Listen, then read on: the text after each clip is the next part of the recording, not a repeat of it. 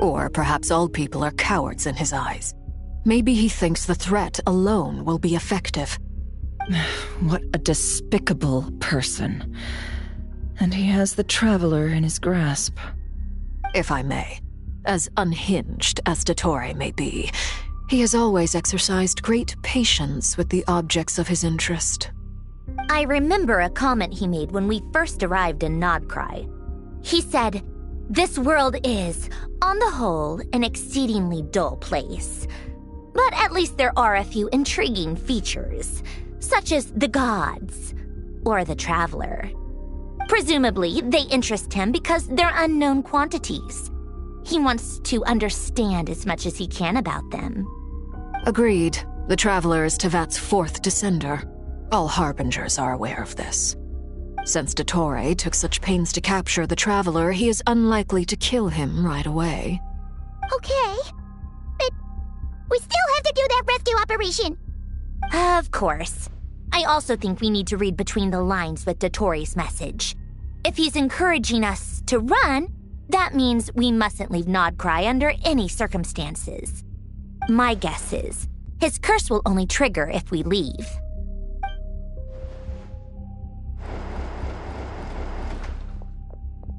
We've discovered multiple energy fields.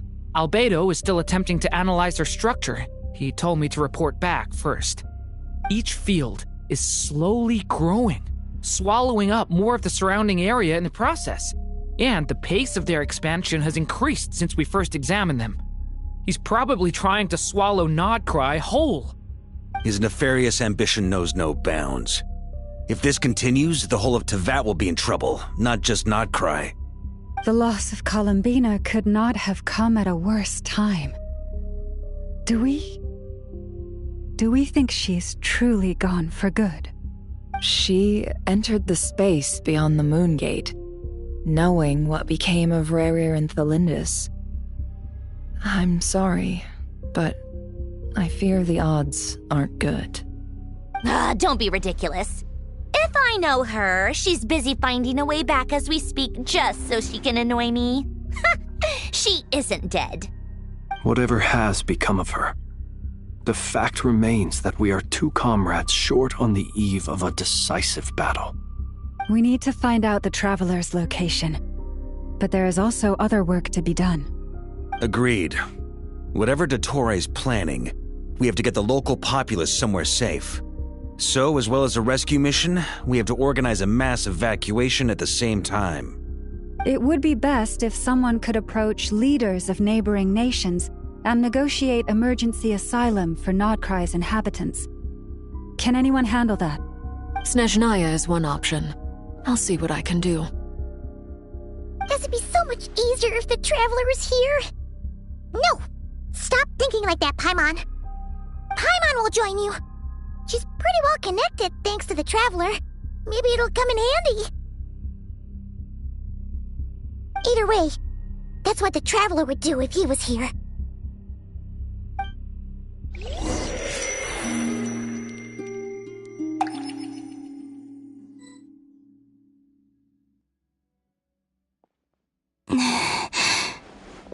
Back here again. That gravitational force that pulled me back. Is this where it came from? When I saw that memory of Moon Prayer Night, I think I influenced reality. Was it just a coincidence? Or, if only I could have sent the others some kind of warning on Moon Prayer Night. Maybe we could have stopped Dottore. I feel so heavy. Does entering that space consume a lot of energy? Well, even so, I have to keep moving forward. Back to emptiness and silence again. I should try and find my way back inside that memory.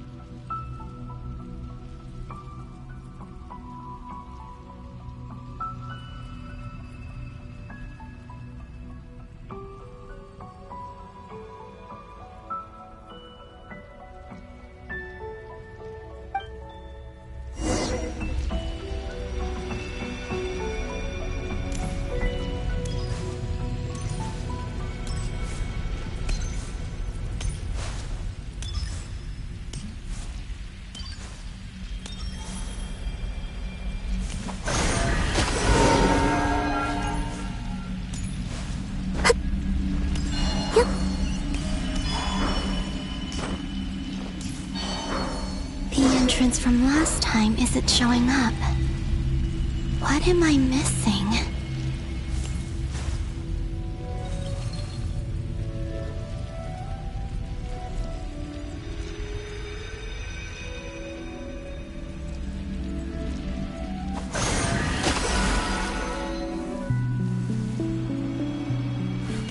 Looks like I need to gather these scattered fragments.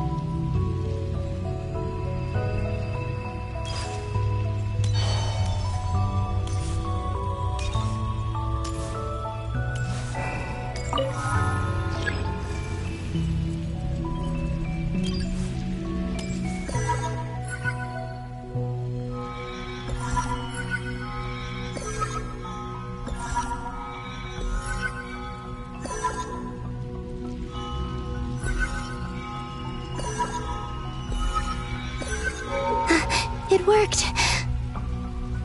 Hopefully I can stay inside for a bit longer this time.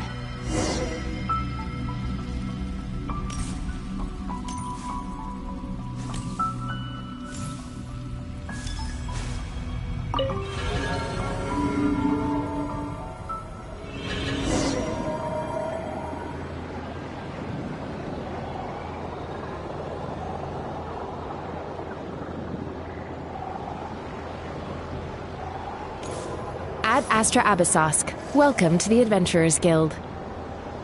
What? This doesn't look like Moonprayer Night.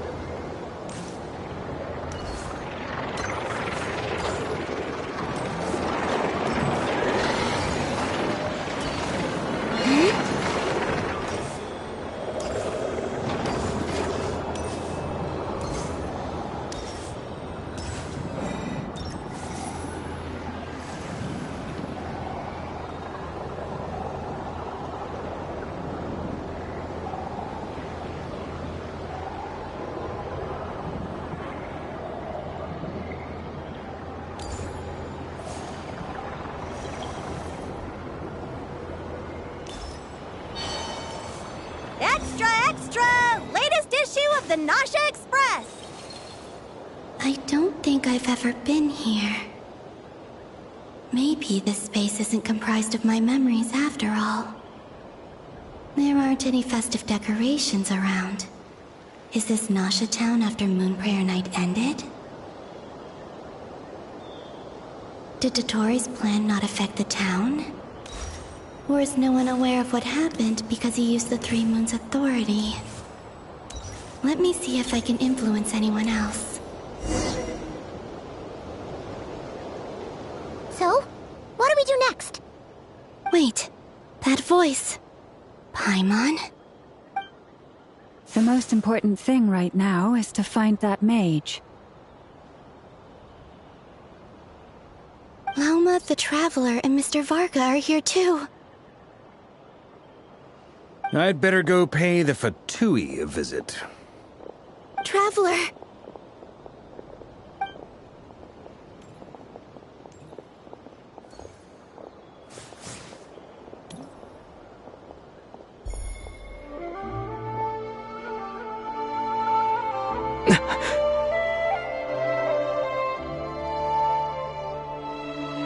Columbina? I made contact. It's me, Columbina. Huh?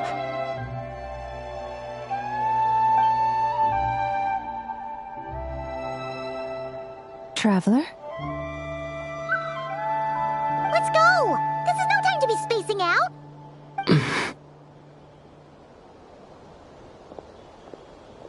Huh? Wait a moment. This has happened before. This is what happened when I disappeared. I stood right over there, thinking that no one would ever find me again. It was only when he called my name that I decided to follow them. But did he turn around because he sensed my touch just now? Is it really possible that from in here, I can change the past? If I keep following them, maybe... Huh? It's that gravity again.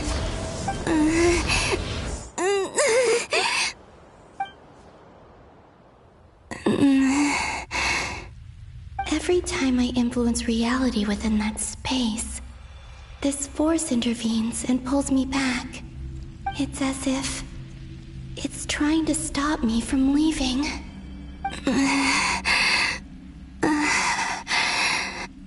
I'm getting weaker and weaker.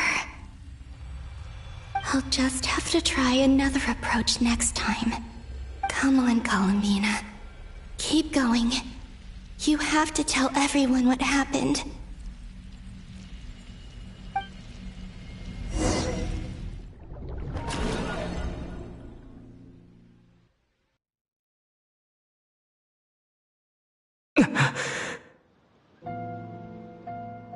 Suddenly, I've been plunged into darkness. Alone. It feels strange.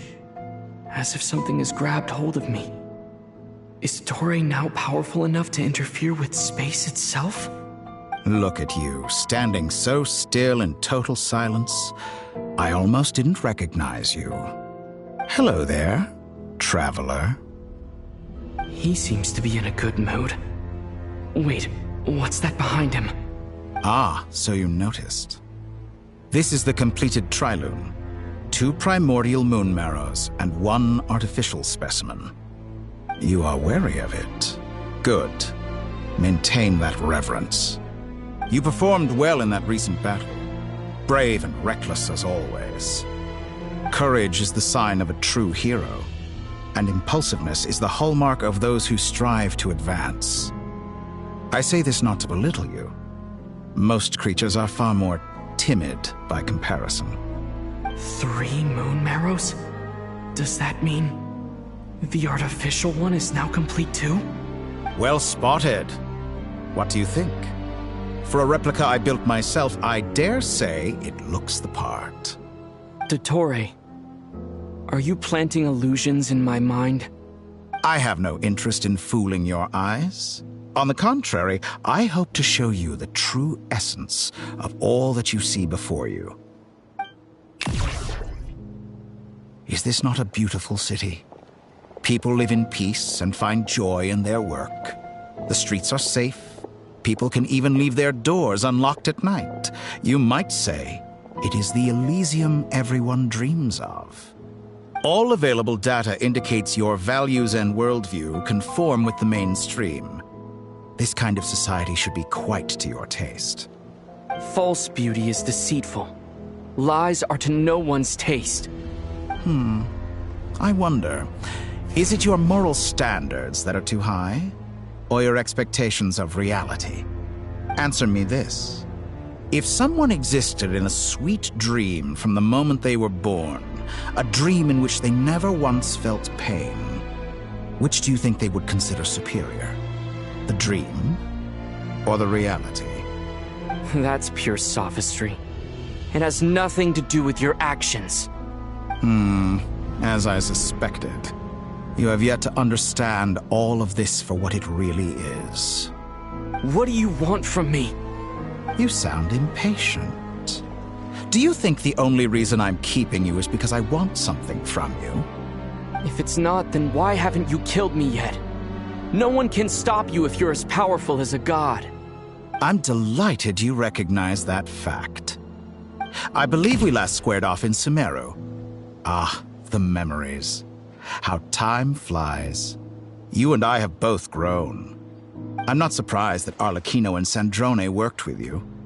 You've always a way of slowly but surely ingratiating yourself with all levels of society. People laud you as a hero, but I suspect there's more to it than that. Oh, but to be clear, I don't say that to flatter you. Do you always give your opponent an appraisal before you deal the final blow? Call it a long-time habit. I'm a researcher, and one of my duties is to give an objective assessment of my subjects. But you misunderstand. We are not opponents. Not at this moment. I just want to talk. Think back to Tartaglia, Arlecchino, Capitano, Columbina, and now even Sandrone.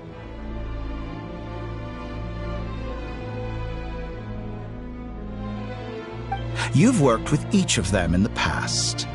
I believe you can work with me as well. What makes you so sure? Well, why not? Should the good associate only with the good and the bad befriend only the bad?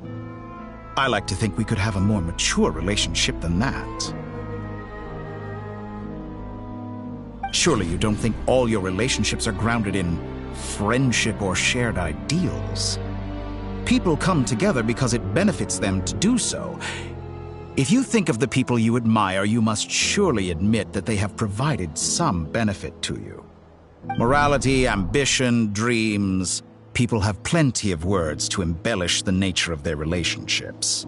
But once you break free from those ethical frameworks, you will see that the only thing connecting the two of you is mutual benefit. And that is what I'd like to talk to you about. We're finally getting into it. He's probably been planning to kidnap me for a long time now. But for what exactly? He has the authority of all three moons. I won't be able to gain the upper hand in a fight. Best if I pretend that I'm willing to negotiate for now. You say you're a god, but you also speak of mutual benefit.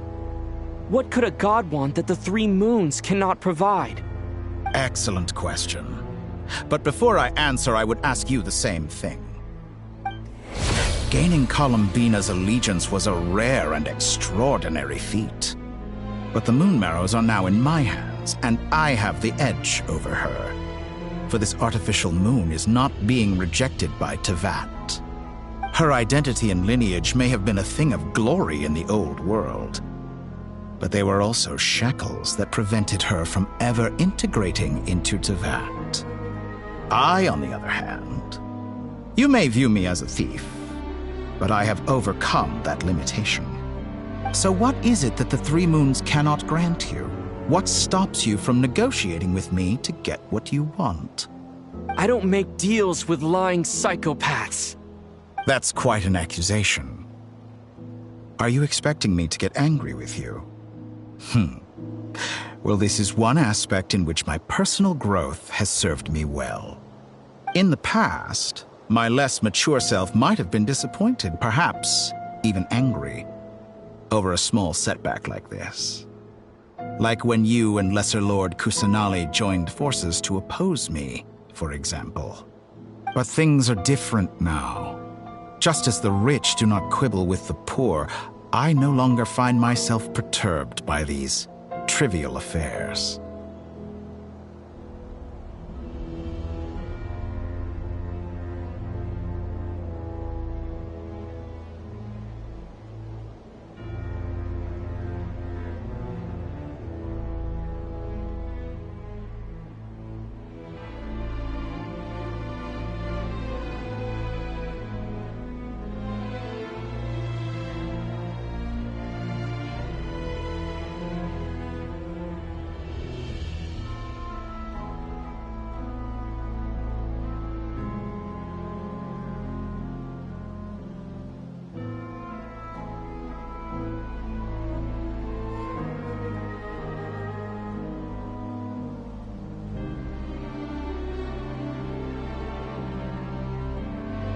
Human relationships end with conflicts of emotions and interests. But relations between humans and gods are different. And ours is even more unique. I have ascended to the highest heights and laid claim to unprecedented horizons. And you were no ordinary person to begin with.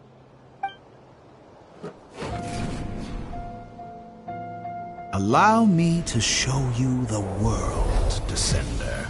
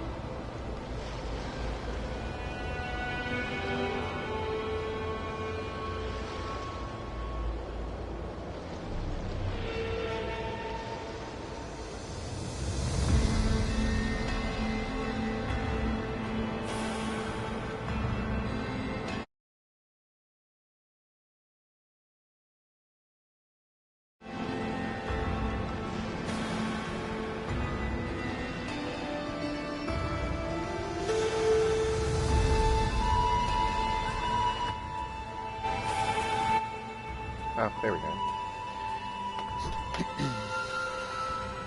Where's my remote? You should be able to hear me now.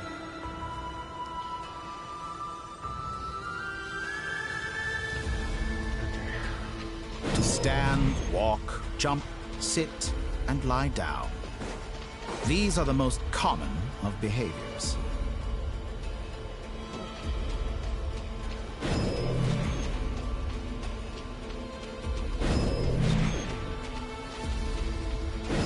Have you ever wondered why we were born following such laws?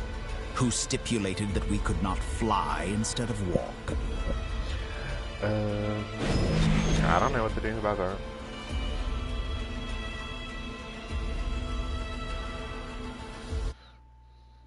I mean, I'm at max volume, so...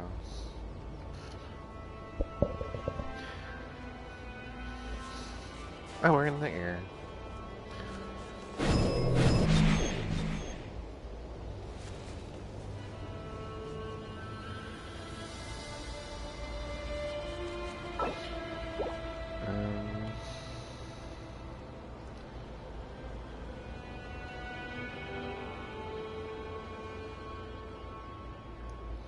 Yeah, I don't think there's a... I can't mess with my... broadcast volume. It probably is. It's very loud.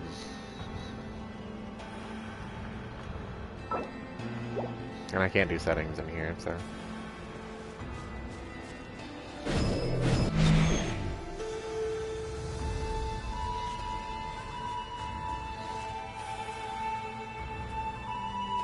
Someone of your talent and experience must surely know of the 4 great rulers who serve the heavenly principles. They govern life, death, time, and space. One wounded by a blade will die from blood loss or infection, and one who falls into a lake will drown in agony. The elderly wallow in solitude, Bitch, what and are the you talking solitary about? age faster. Eventually, new life is born, only to embark on the same path of suffering. These 4 divisions anchor the world and shackle those who live in it. But they themselves transcend its boundaries, squandering the power bestowed by the heavens. All who live yearn for equality, but unless the gods prostrate themselves and profess that they are mere servants of the living, equality can never exist. Who makes the rules we must live by? Who has the right to restrict us? The limits of the body can be rejected.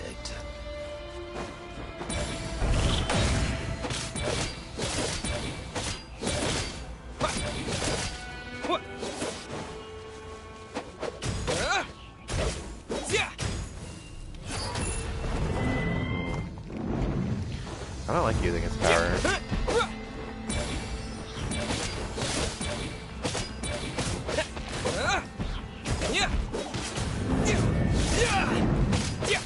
Are they just healing? Yeah.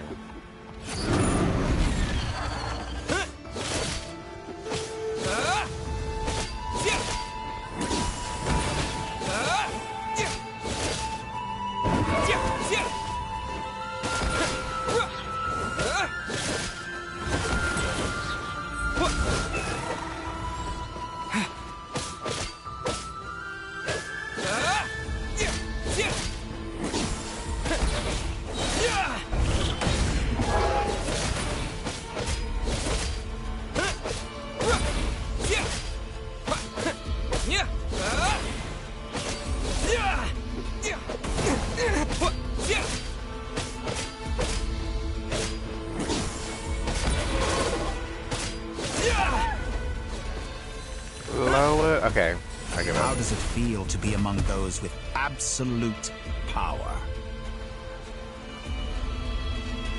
You cannot conceive the extent to which your flesh hinders your mind and spirit.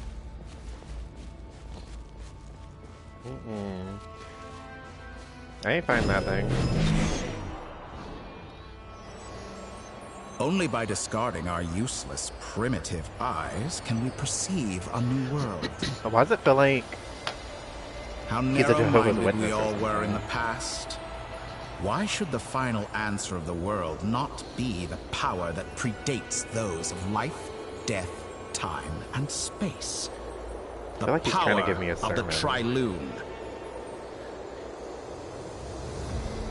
Through it, I have glimpsed new experimental possibilities. Nature suppressed, authority exiled, souls controlled.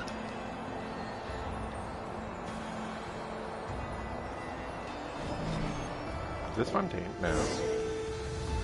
You know, I heard recently that a group of critics reviewed countless stories and drew an interesting conclusion. They found that it is more often than not the villains who strive tirelessly to push the boundaries of progress. In fact, long before this, someone voiced a similar idea in an academia editorial. Him and his slutty choker. I felt a great affinity with this perspective. I have never been afraid to step up and play the role of the villain. Fanatics are trampled down for their transgressions, and those who transcend are rebuked for their audacity. And so, the majority of creatures are too timid to follow my lead. But all sacrifices made during my experiments have been worthwhile, as you can now see. I can offer you something new, something unique, precisely because I am a villain. Think about it. We are eternally bound through mutual interest. Can you truly say you would never turn to malice if it could give you the life you dream of? After all, what value do perfection and purity really have? They are fragile and feeble things, utterly tedious. I say, better to be governed by a flawed humanity than a gnosis. The true seeker of knowledge is the villain who undergoes countless tribulations in pursuit of their goal. Is this what happens when a sub is left alone for too long? I'm sure many people have told you that you're different. Because I'm a descender? Exactly. Very clever. But what has that got to do with you? Maybe that's why Junto gets... I do not conceal my wicked deeds, my selfish desires, or my greed. A true researcher must act as I do if they are to understand and speak of the truth. And yet, a knowledge seeker like myself will inevitably grow tired of studying Teyvat beyond a point. You have traveled to all corners of the world and met many people. Along the way, there have been moments when you were misunderstood or even became a wanted criminal. And all the while, you have spent your days doing some of the most mundane jobs in the world. You fight and toil, claim minuscule rewards from my friend Pantalone, then you fight some more, winning some battles and losing others as your search goes on. And this cycle continues, with no end in sight. Pantalone's the one that runs the Adventurers Guild, right? I think that's why we get rewards from him.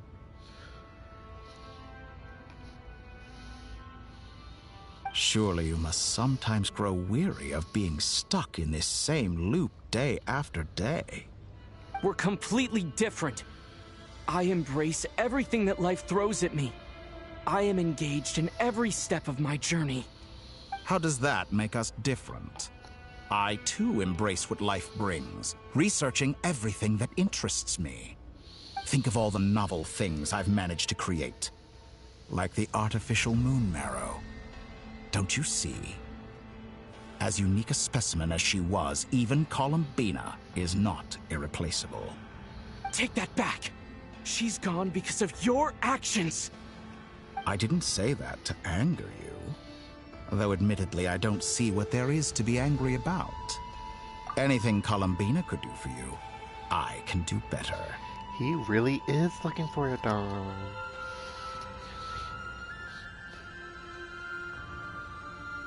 He's just horny, okay?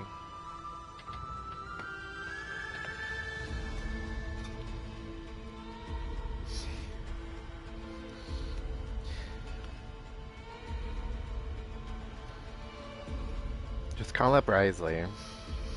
He can solve this in about 30 minutes. And Tori isn't wrong sometimes.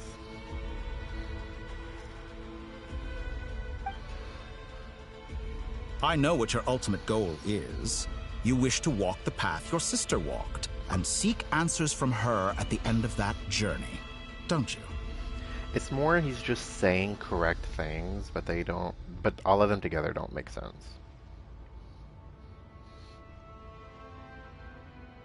Someone like you could never understand what it feels like to care about another person the way I care about her. Perhaps not.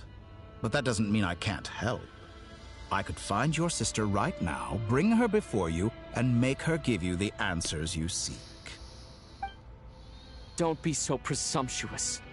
You'll never begin to understand the situation between us. He also hasn't said what he wants yet. This is no presumption. I'm only offering what I know is possible with the power of the Triloon. But it seems like you would sooner continue with your journey through this world. Why?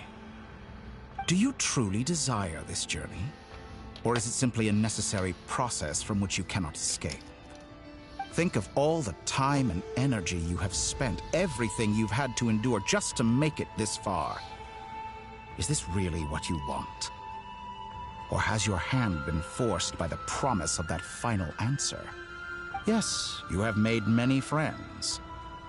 But do they ever spare a thought for the void in your heart and what it yearns for? What you want is not friends. It is family. Girl, you're too close. But do they know this? I, on the other hand, am far more considerate. Join my experiment, and in return, I will bring your meaningless journey and all its struggles to an end. This is a malicious attempt to manipulate me. But at the same time, he's stating some very human truths. Of course he's right about my predicament. How can I deny it? I have faced ungrateful strangers, never-ending troubles, an endless quest for answers. I want to see her. After everything I've been through, words can't describe how much I miss her. How much I want to be reunited with her, wherever you are right now. Do you miss me too?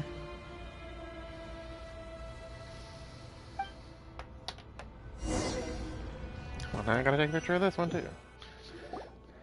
All right, everyone. Our next mission is clear. We need to contact all the major organizations, explain the situation to the public, and then begin the evacuation. The This residents stuff really of never Notcry stops, are does it? quite dispersed. The two most populated areas are the Southern Isles and Pyramida. Miss Lauma, I will leave Hisi Island and Nasha Town in your hands. I will liaise with the Fatui and Pyramida. I'm not even done with the Agreed. first act yet, damn. We will reach out to Natlan and Snezhnaya. Anyone found north of the experimental design Bring Ma corridor should follow Wika. the Fatui to Snezhnaya. As for those dwelling south of that line, I will ask the Voynich Guild to help persuade them to leave. Then I, Mr. Varka, and the Frostmoon Scions will escort them to Natlan. The Voynich Guild has dealings with the Curatorium of Secrets. I will send them a letter vouching for your credibility. Tell Neuvillette we're in danger. Tell Marwika. Tell Nahida. Have them all show up. Mother can meet father, yes.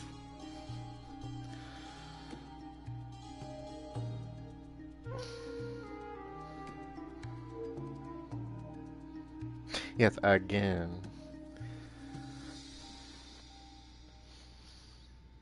Throw those reheated nachos back in his face.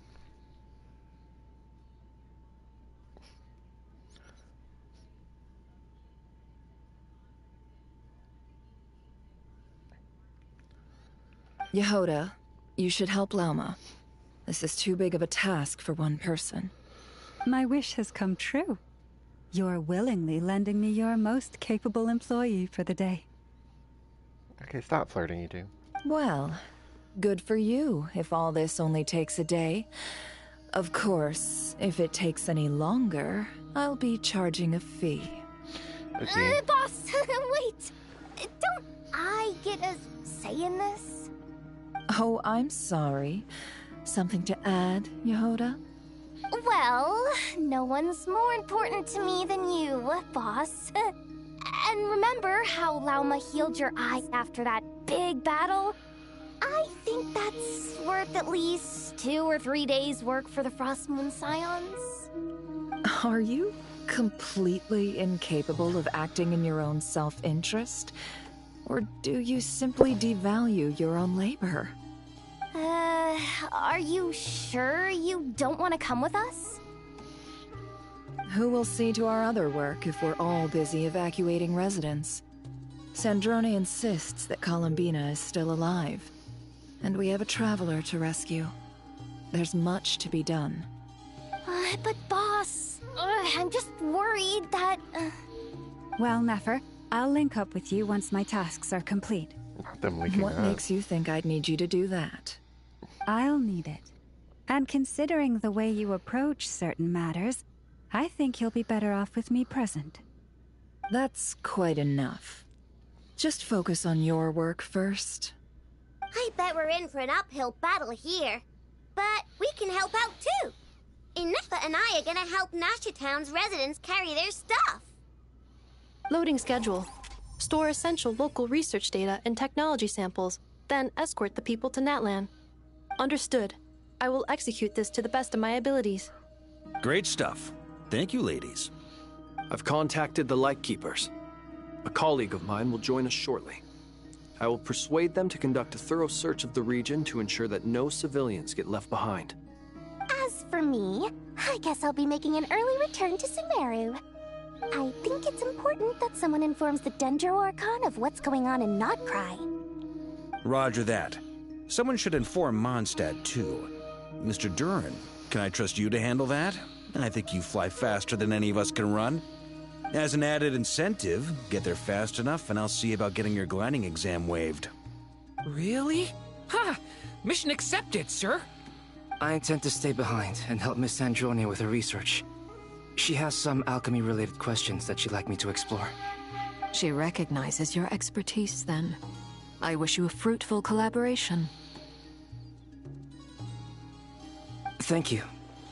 In truth, I was surprised to hear her express an interest in subject matter outside of machines. I believe she has been investigating some Fontanian technology recently. She made a point of bringing the relevant materials with her when she left the Experimental Design Bureau. She's sorting through everything in her room as we speak. I should mention that we have one other friend who isn't present. He hasn't made his position in all of this clear. But if we know anything about him, he's likely investigating on his own. Paimon's been very quiet today. But I know how close she and the Traveler are with the Natlanese. She should come with us to the border. Okay. Paimon will do her best. Why doesn't Natlanese Make sound like sure a to slur? heed Sandrone's warning. Many of us have been cursed by Dottore. As such, under no circumstances should anyone cross national borders. Remain within Nodcry. That aside, personally, I have faith in Columbina. Things look grim, sure, but who knows how it'll play out. Same goes for rescuing the Traveler. Both of them are important allies and friends. We'll be counting on you to gather intel on them, Miss Nefer. Oh, wonderful. You're all here. That's Nicole. That voice again! Nicole? Whoa, that was loud! And it came out of nowhere. So mysterious. Sorry, this is the only way I can speak to you all right now. Please accept my apology. Anyway, time is short. I'll cut to the chase.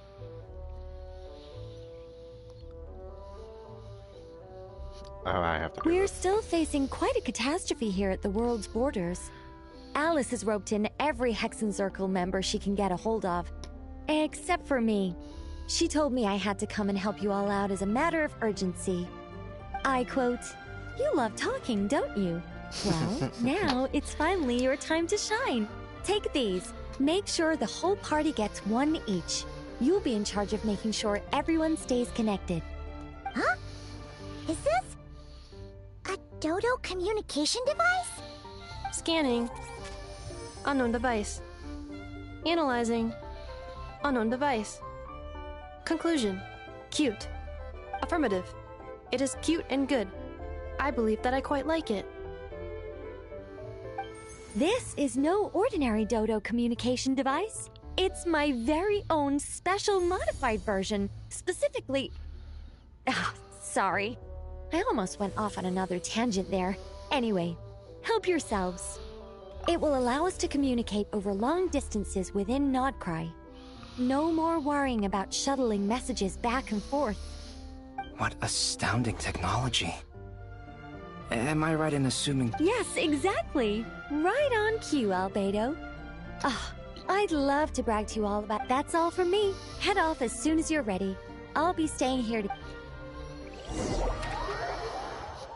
Oh god.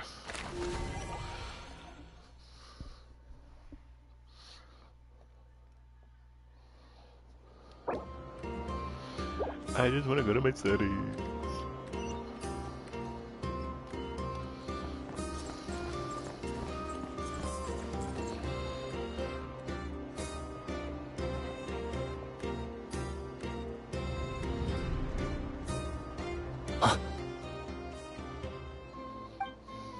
Ah, Sir Flint. Perfect timing. I just arrived myself. You are most considerate, Master Ilua. But in fact... If you saw me, why didn't you... I was curious to see how long you could sit still for. Also, shouldn't you have... That would be a first. You always seem to appear out of thin air without making a peep. Also, how many times do I have to tell you not to... I beg to differ. Why should a young... Please, Lord Flint's... Sir Flint's. I'm begging you. You understand me better than most. My newest... I think they don't understand why you do it. You just love puffing people up till they're a bit... In all sincerity, I can only hope that they bring good tidings. Is the situation that bad? We just held a strategy meeting.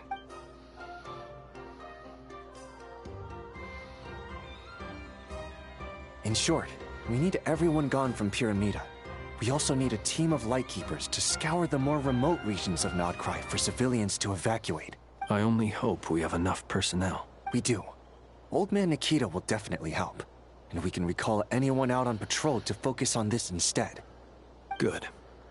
I'm sure you and the others will make short work of this. Now, don't forget. Once you've completed this task, make sure you and the rest of the team evacuate to either Snezhnaya or Natlan as well. Flint? If you've got something to say, Master Ilua. Iluga. Why not guess what I'm thinking I right like his now? voice. You mentioned that you have something else to deal with later. How difficult is it going to be? I doubt it will be easy. I know you're a Lightkeeper, and it's your duty to protect others in times of crisis. But I have a feeling that you'll be walking into grave danger. Also, why does it look like he's wearing a version killer sweater?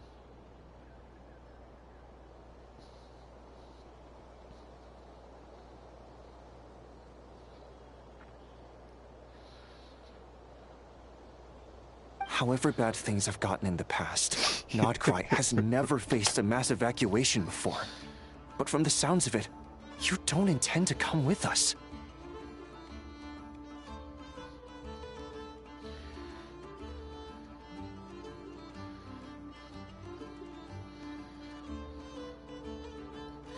A virgin killer sweater.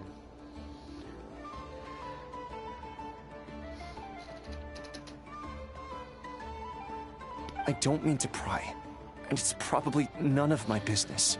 But whatever it is you're intending, you don't have to go through with it, you know. Look it up, Google it. I've been afflicted with some sort of curse, and I'm told it may well trigger if I set foot outside of Nodcry. What? No. Why? Why would anyone want to curse you? I think I skipped something. But Google it. And then look at what he's wearing. It looks like a virgin killer sweater with like a harness on it. He even has like the arms aren't connected. There are plenty of people out there willing to trample over others in pursuit of their own goals. Like, look at that. Oh, it moved. Frankly, Sir Flint, I am furious. You're making light of what is an incredibly serious situation. Oh, the little twink is mad. Indeed, I am. And?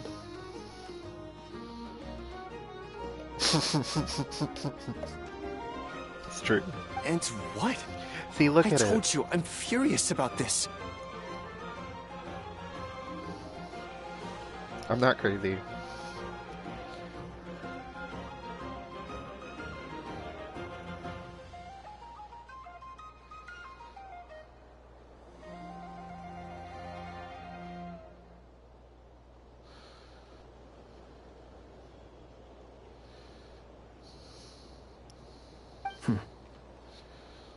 Nothing I can do about it, I'm afraid. Things happen, and we just have to deal with them.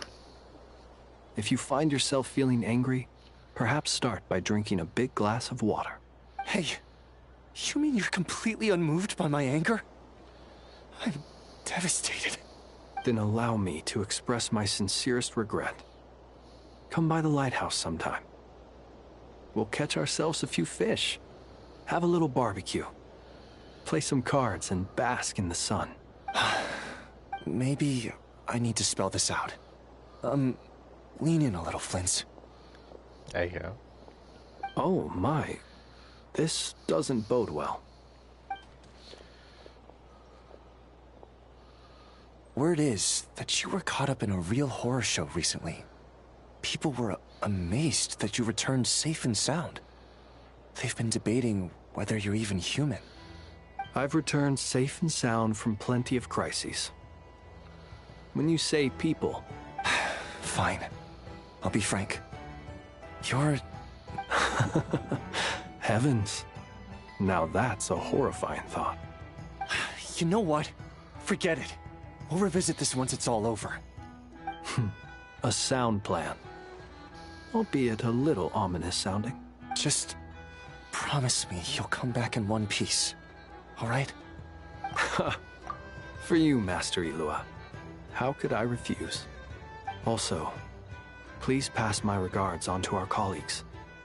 Tell them, thank you all for your assistance. It really is. Please put I've just safety been looking first at as the you ear proceed with the entire operation. time. I'm like, that's the ear, isn't it?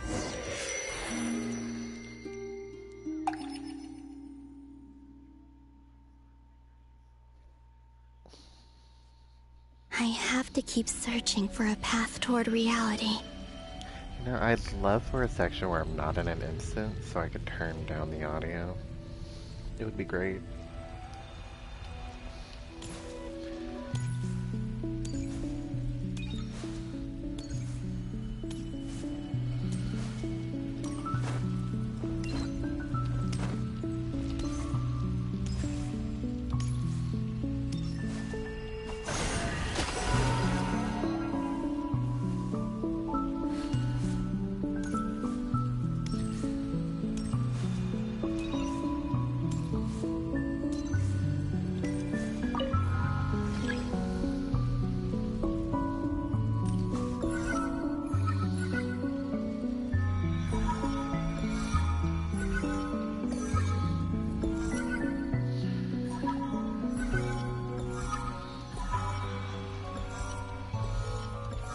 should do it. The last 2 times I tried to influence reality in this space, it consumed a lot of Kuvaki. I'll try and be more careful this time. I need to leave key clues behind using less power. I hope everyone still remembers what I said on Moon Prayer Night. What did she say on Moon Prayer Night? That she'd leave a code on the moon or something? Is that what she's talking about?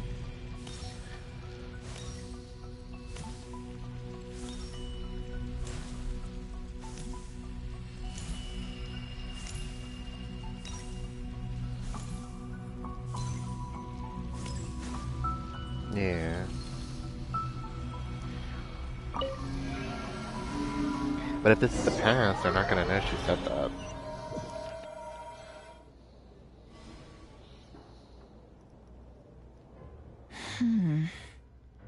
Nothing here either.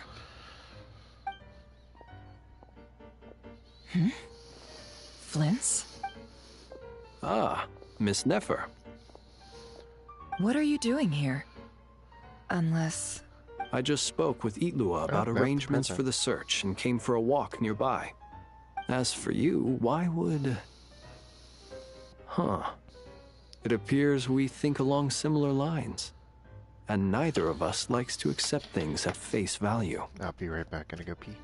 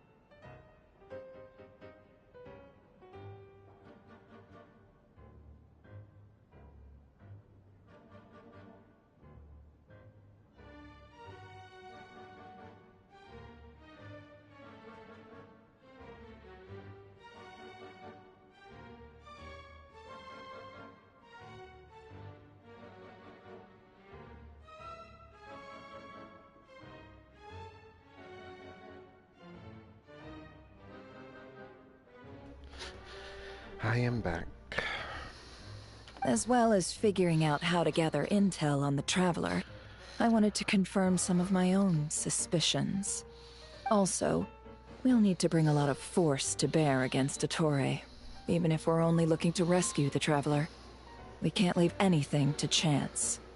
You don't think Columbina perished either, do you? I'm merely considering the possibility that she survived, just as you are.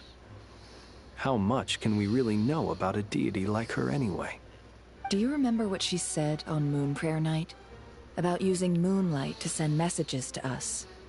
Of course. I think that's why Never we're both is here. so locked in. Where have you checked so far? I've been focusing on the outdoors. Anywhere the moonlight shines. I checked most of Nasha Town, but didn't find anything. I checked the Curatorium of Secrets, and a few rooms where I thought I might find some leads. But no luck here either. She The really only did. places I haven't looked yet are the rooms in the flagship. I like to but imagine process she's of elimination isn't the only one of thing those that brought true me crime here. girlies. Oh, really? I bet she has a podcast. What's your other reason? After all that build-up, our mystery ally never showed up even once.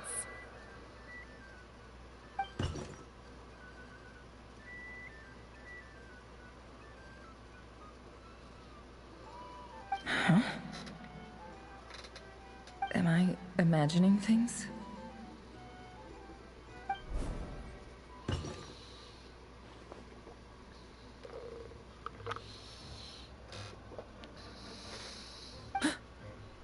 Come on, let's see what's going on. Oh no. I knocked over a vase as soon as I came in. It must have been caused by a Kuvaki fluctuation when I entered the space. Although, it seems like I'm not about to be pulled away this time. It looks like as long as I'm careful with my actions, it doesn't count as influencing reality. Anyway, is this the flagship? The Traveler mentioned that's where he was staying. I only went into the lobby last time, so I've never actually been here before. How does this space work? If nothing else, I can now be sure that it is not simply memory. He mentioned where his room was. I think it's this one.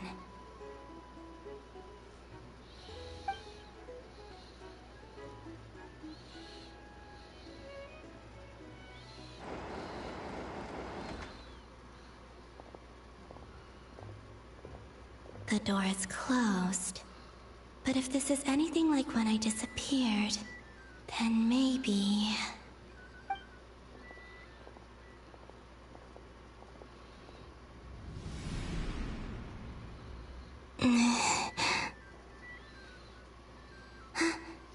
I'm in. He and Paimon aren't here at the moment. I hope he's okay. I wonder what happened to him after that battle with Dottore. Best not to dwell on that for now. I need to try and leave them some clues.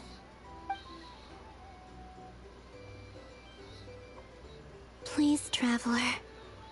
I really hope you find this. What's a long story?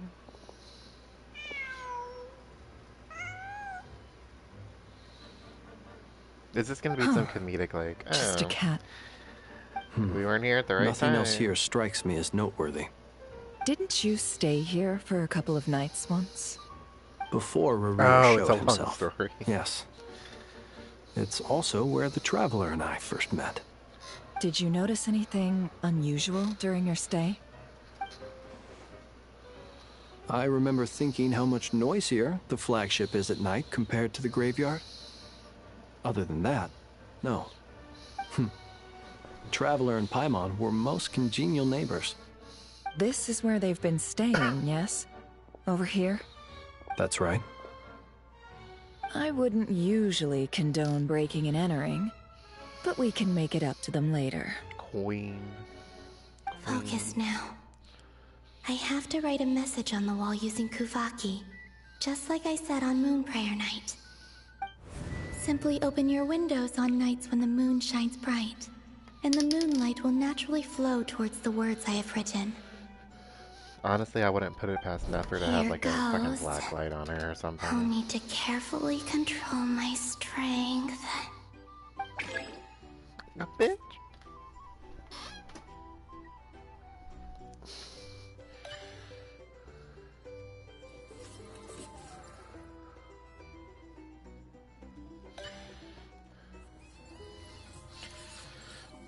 I never liked fishing in Stardew Valley.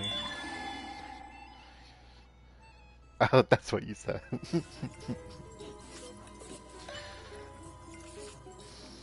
I didn't even know you said that.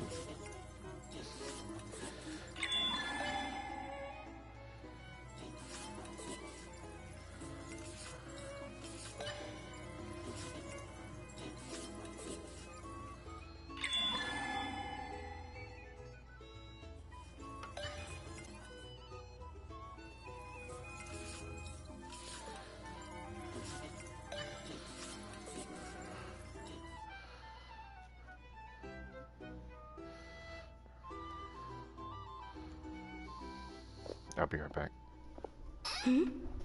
There's a noise outside the door. Is he back?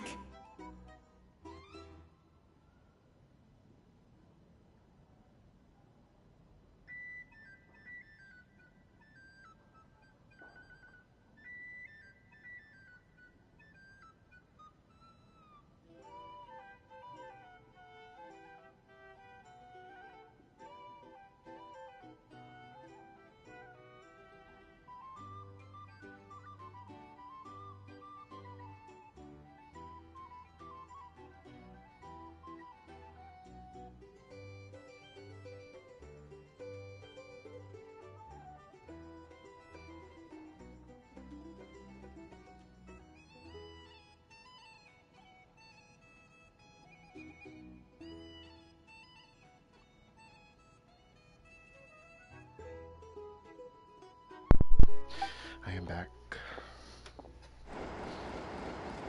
Please, you have to see these words.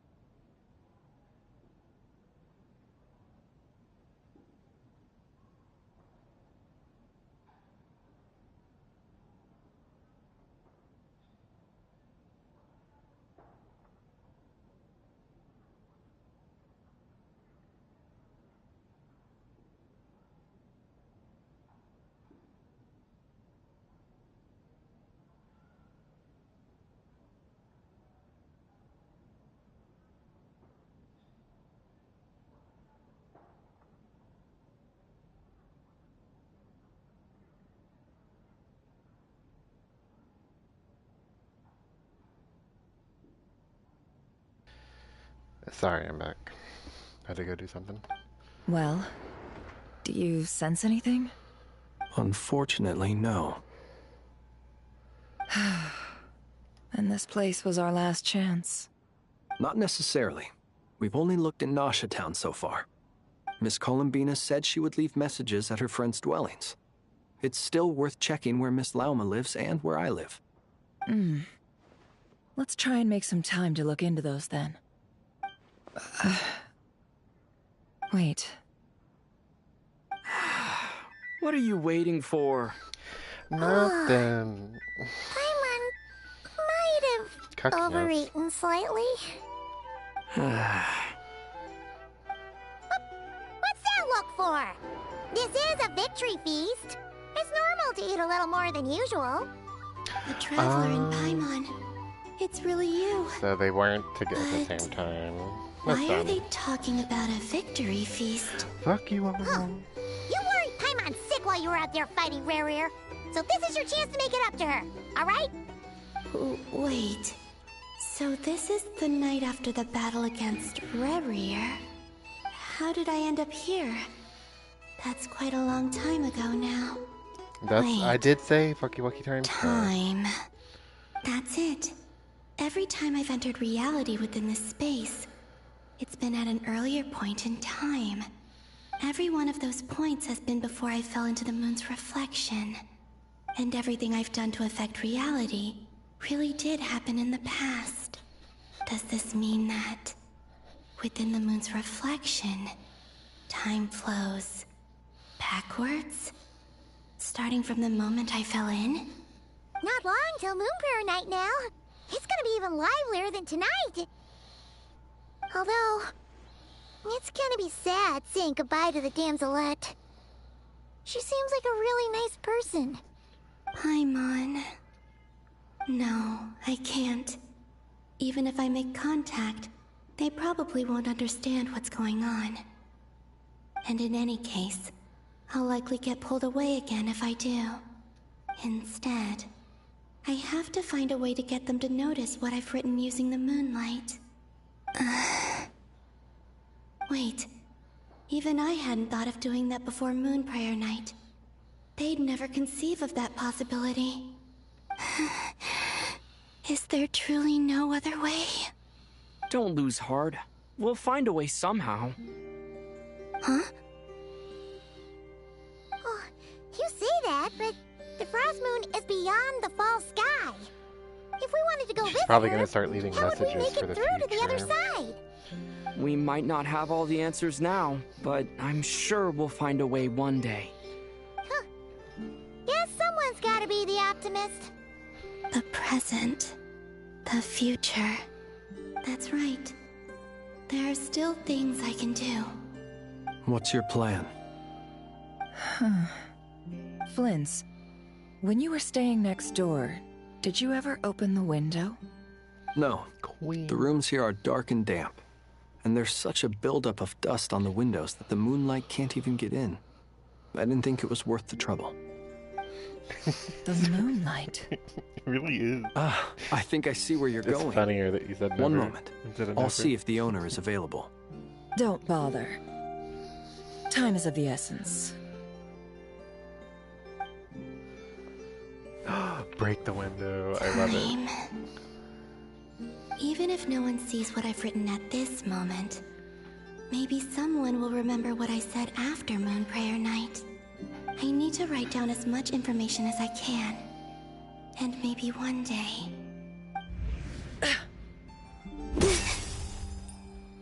Huh?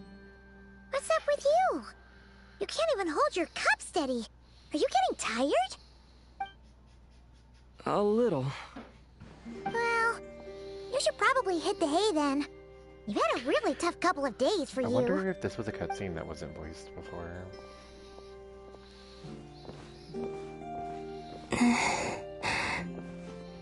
You truly have. You helped defeat Rerir, helped me reclaim my name, and you helped the others organize Moon Prayer Night. Wherever you are right now, I'm sure you're still fighting against the injustices of fate. This is all I can leave for them. How I wish I could stay here, but it's time for me to go. I hope to see you again in the next time, and if the opportunity presents itself. I will surely return to your side. Huh. Columbina. She's alive. Not only that, but she's left us an entire wall's worth of clues. She even wrote down what would happen on Moon Prayer Night. It's just a shame we found it too late. I am here. Time in this place flows backwards. I am constantly moving forward. It sounds like she's found a way to influence the past using Kuvaki. But her future is our past. So, these words have been here ever since we defeated the Ray hero Solnari. We just never discovered them.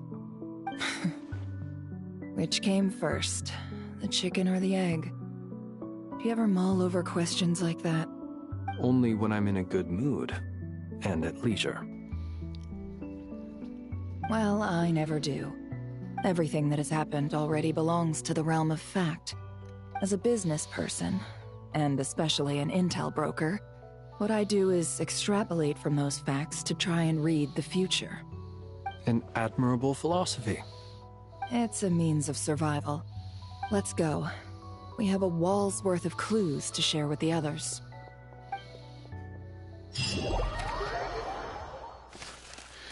Let me go to my settings.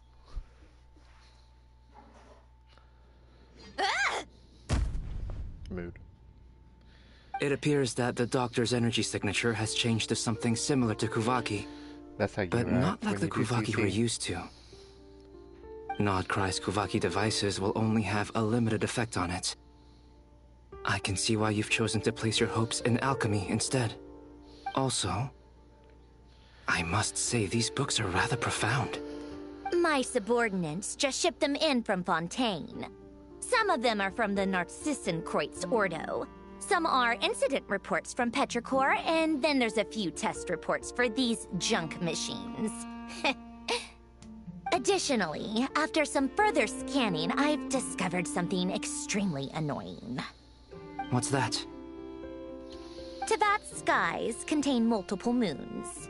A long time ago, when I did my first scan, I detected 3, just as the legends say. But when I checked again just now, I detected 4 moons. 4? So there's one extra? Yeah. Originally, I thought that if I could still find 3 moons, that would at least mean Columbina's still alive. But then it occurred to me that apart from the frost moon, Teyvat's moons are just husks. And husks surely shouldn't show up in the scan, since they're not alive. It's weird, isn't it? If we can't even distinguish between a dead and a living moon, how are we supposed to know whether a moon goddess is still alive? Too quickly. Or does this mean that the moon marrows are equivalent to the moons themselves? It's certainly possible. In which case, the 4th moon you detected may be Dottore's artificial creation. So he wasn't bluffing. He really built his own moon marrow. And that makes sense. I'm so mad right now. It's easy to get overwhelmed when you have too much on your plate. Maybe you need to relax. Perhaps try going for a walk. Or simply take a few deep breaths. Sandrone's gonna beat the shit out of him.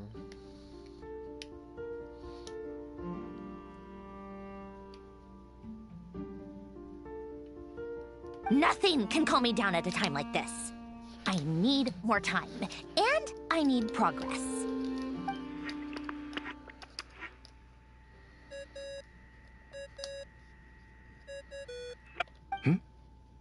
It's Mr. Flynn's. I really hate that ringing tone. Ugh. First the 4 orthants of the Narcissenkreuz, then moon marrows. Now what? Oh, sorry if we're disturbing you. Might I ask what's troubling you? What do you want? We're busy. Are you still at the Curatorium of Secrets? Yeah. Look, everyone else is still out, so there's no hurry. Plus, I'm busy, so I would appreciate if you gave me some space. Even though we have crucial intel to share?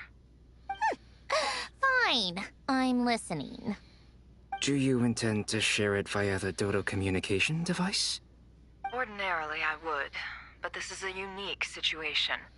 I think it's best that we discuss it in person. See you at the Curatorium.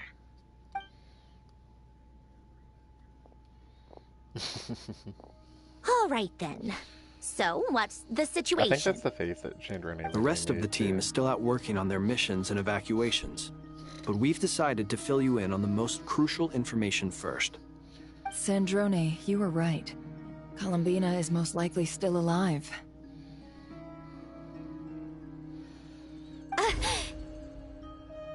That's the best news we've received in a while. By a long way.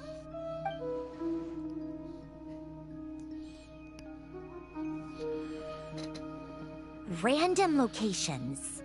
Appearing in reverse order? Are you serious? So not dying isn't enough for the moon goddess, huh? She has to show off too. Anyway, does this mean we can deduce her condition from the moon marrows? Miss Sandrone, there's nothing wrong with simply admitting that you're happy to hear the good news. I'm not. And she's the least of our problems. We're facing a huge crisis. If she can't control the flow of time in there, she's just gonna keep moving backwards. Different points in time won't intersect, and she'll never find a way out. Let's say life begins with a drop of water. When did time begin? The moment this planet came into being? No, that's not right. Her final destination would be the moment at which the space she is in was created. But it doesn't seem like we can influence that space from the outside world. So how can we help her? Also, if she's alive, Rerir and Thelindis might be too. But as far as we know, Neither of them have come back out.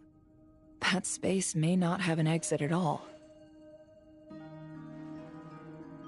I'm afraid I must concur with Miss Nefer in this.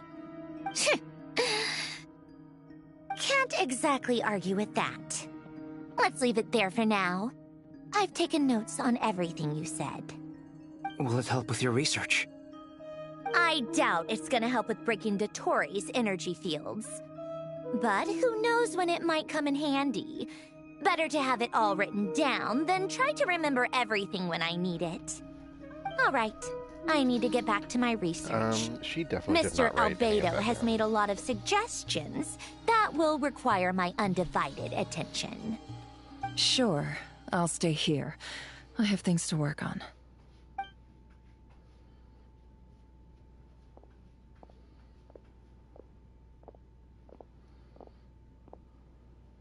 Paimon, are you there? Oh, right. She went with Varka to Natlan, didn't she? Good thing we've moved her and the Traveler's luggage in here. She really does. Hmm. She walks Speaking for an of the audience Traveler, that isn't there. where could they be? There's a note. From Paimon. Paimon here. Not in at the moment, but if anyone needs to borrow her stuff or the Travelers, go ahead and help yourself. Paimon won't be mad. Also, Traveler, if you get back before Paimon, make sure to get some rest. Paimon misses you a lot, but put your health first, all right? How sweet. Well, since you offered, Paimon, don't mind if I do. This is the Traveler and Paimon's luggage. All the items they use day to day are here. It's well organized. I wonder which of them is responsible for that. Definitely not Paimon. What do we have here?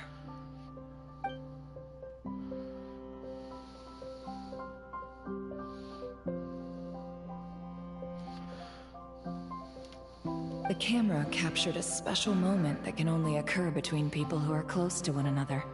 You can really sense how the photographer feels about their subject. I wonder why this picture was placed outside.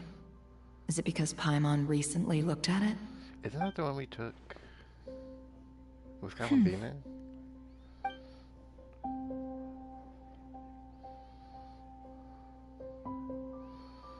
This must belong to the Traveler. Perfect. I'll use this. Hang in there. We'll find you. She's locked in.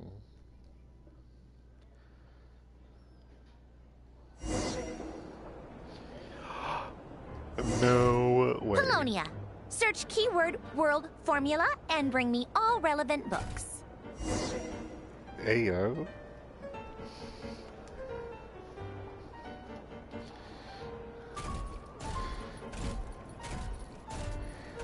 How dare they tease us like this? Girl, I ain't reading.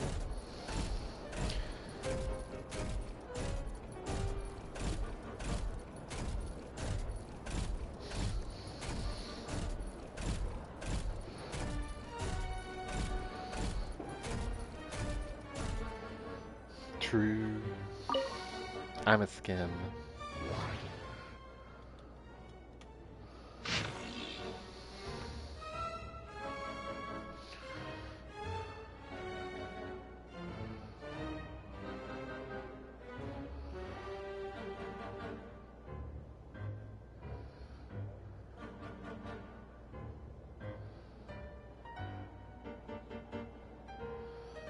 Okay, this is a lot.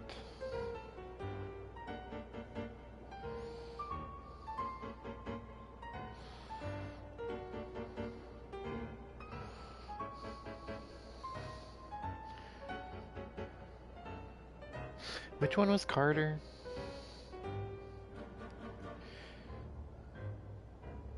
Carter was the one that turned into the blob, right? And Alan was the one that died and they kept trying to bring back to life.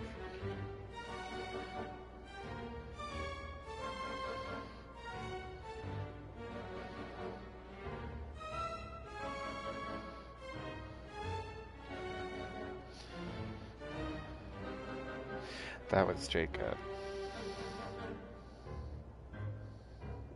Wait, was Carter the one that is the boy from the prison?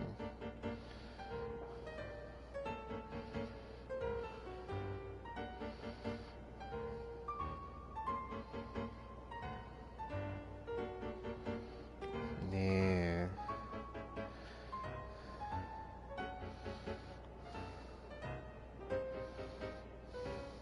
Yeah, we must.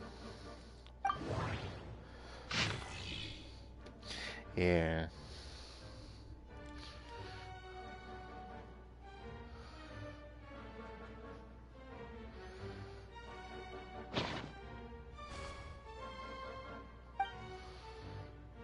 Oh, I can't read the other ones?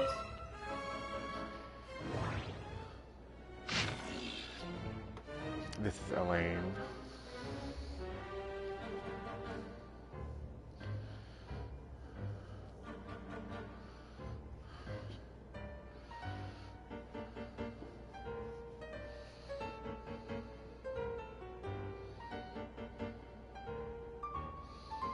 Yeah, I vaguely remember the story. I just don't remember who's who. I know Renee is like the leader, and he's the one we fight at the end. Carter's the hilly troll that they revived, but it's not really him anymore. Jacob was the one that turned into goo.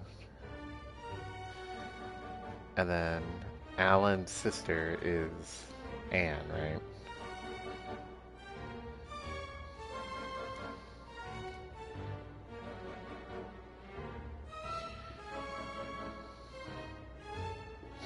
Wait, Alan's the Abyss Herald? I mean Jacob? Yeah, I guess so. I thought one of them got turned into goo.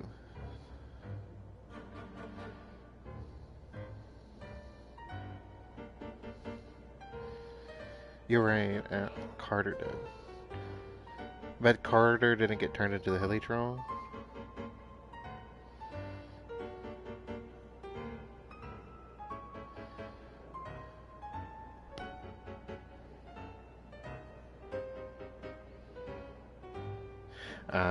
Okay.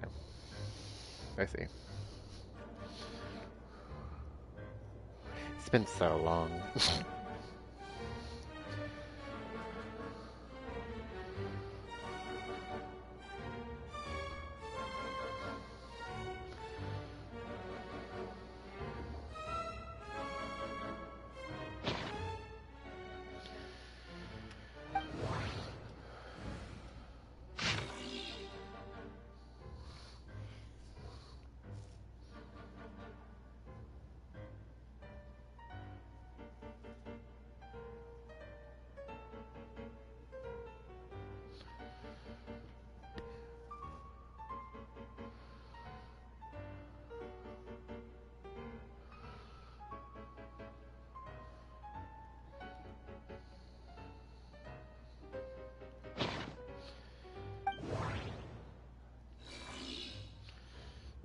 Thank God I don't have to read that one. Look, he has the book.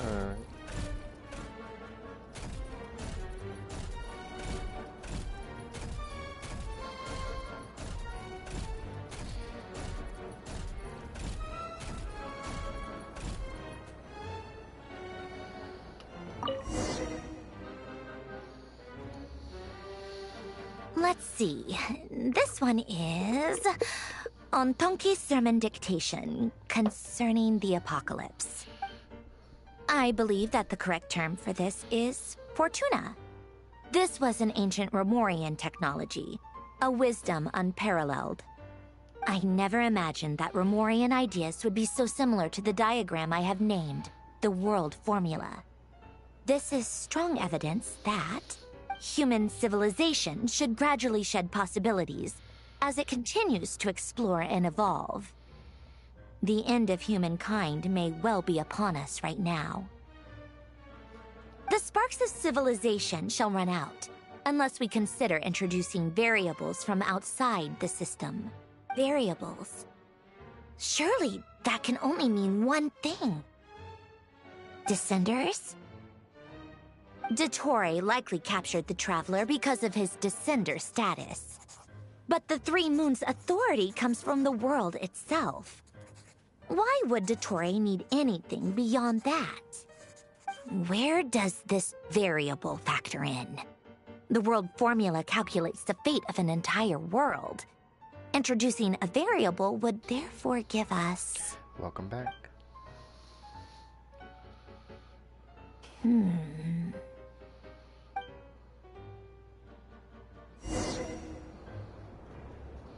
Polonia, I search love him. keyword pathway and bring me all relevant books. Not again.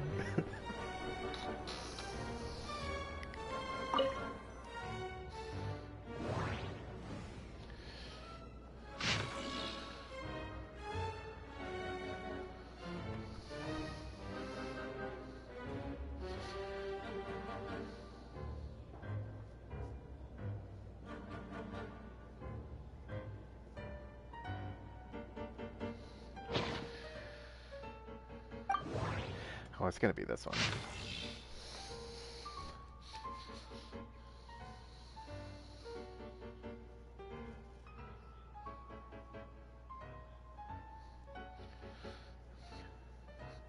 It's the only one that looks unique.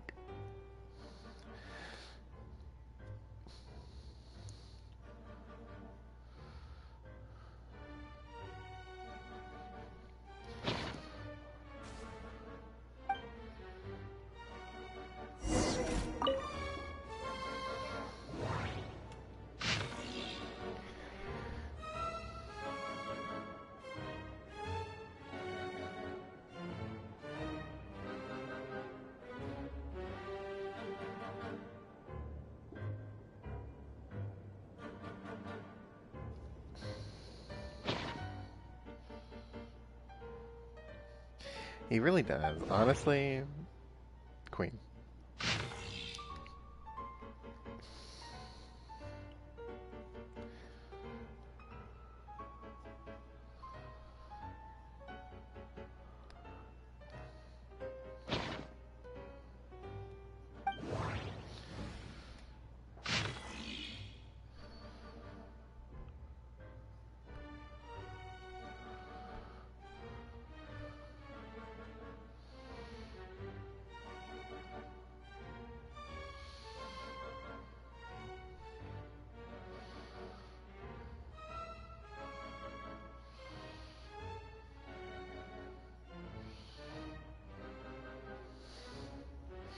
This means nothing to me.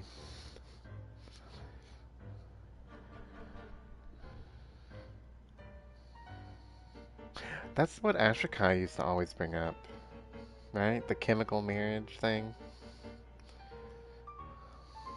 She really did.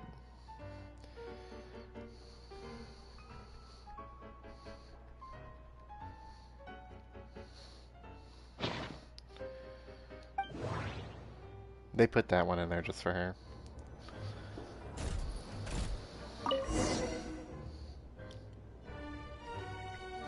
Otonki Sermon Dictation. Explications on the chemical marriage. Observe and compute the pathway displayed in the guidance diagram. Deconstructing and reversing its effects could generate potential ideas. So, it's one of Renee's draft lectures. Deconstructing the pathway.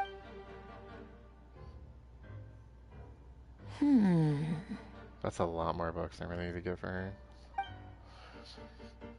Ugh, this is so long. This guy sure loves showing off his knowledge. Mood.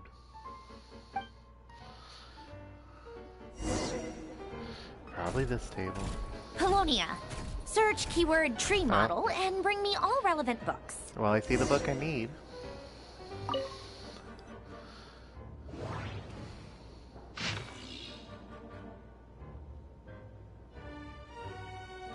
Yep.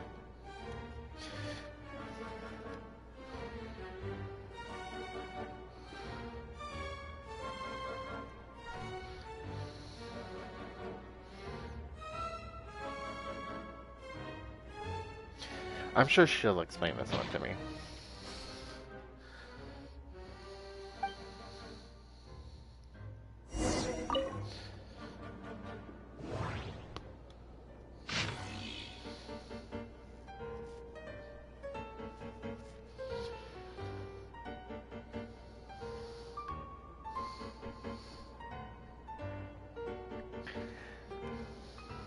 This is so much. This is just so much all at once.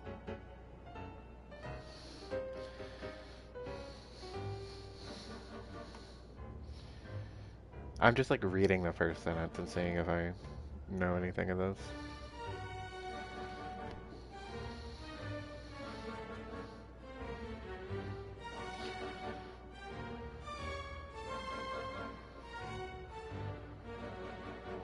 Oh, this might be important.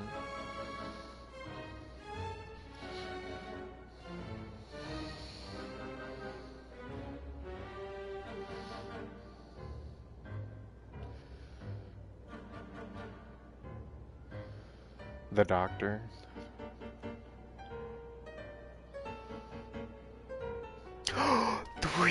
Why did you say that? Why did you say that?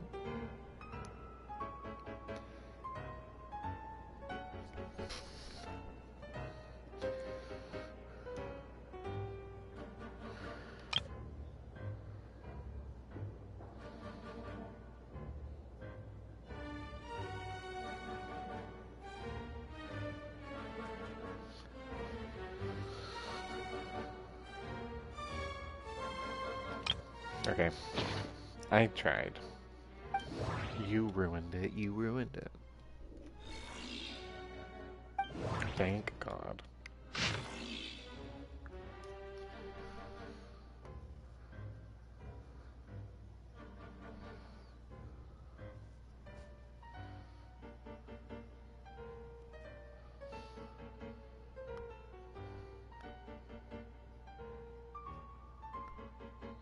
I guess this is talking about her, Sandrone.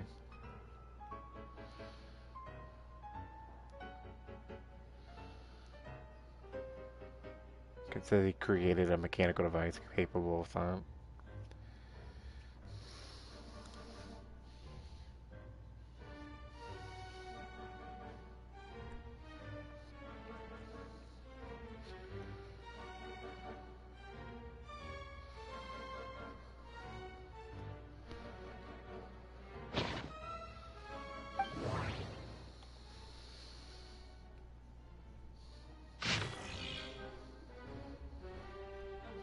Because that's what Ashrakai's whole theory was, right? That because that's the guy that lived and became old, and he lived in that cave with all the machines, and then all his stuff was destroyed. I'm a fast reader.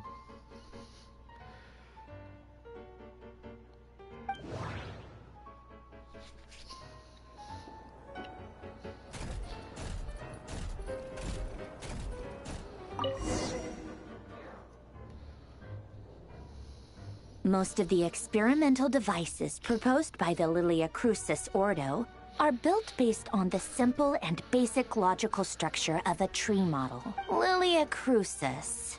When Duke St. Germanus departed, he said, "It seems that there's no going back." Alas, he is only in all other things, he is but ordinary. Excuse me? I'm sorry. That's just ridiculous. What kind of book is this? That's funny. Great Detective Herlock, the Alchemist and the Clockwork Saint? Isn't this a novel? Come on. Still, the author swears that they knew Renee well. Whatever. I guess it's not beyond the realms of possibility that Renee would say nonsense like that on occasion. Memory, wishes, souls, and persona. Frankly, this sounds more like occultism, but if Albedo vouches for it, I suppose there must be some alchemical basis to these techniques. The way Alain Guillotin saw it, the world was comprised of machines. The universe needed machines, and thus his technologies were created. That's why I was born. Renee, his full name was Renee de Petrichor, if I recall correctly. Sounds like he and the town must be intricately connected. That place was also the source of most of our information regarding Remurian civilization. Seems like some of his projects were based on their technology. The cutting of souls and storing them in vessels. These seemingly unrelated techniques underpinned Renee's research. Assuming mean that the 4 orthants correspond to alchemical categories. Okay, to be fair, that really wasn't a theory. They basically just said that every patch. The chemical marriage model? Elen would have scoffed at that. He never would have let those theories or parameters anywhere near his mathematical formulas.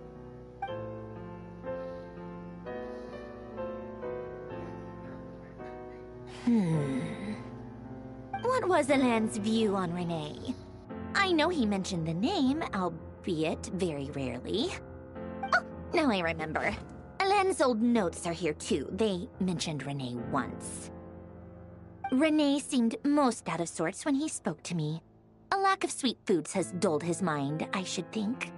Either way, his words are not to be believed. Yep, that sounds like Elen. My subordinates actually did a half-decent job digging out all these materials. Makes a change. Good for them.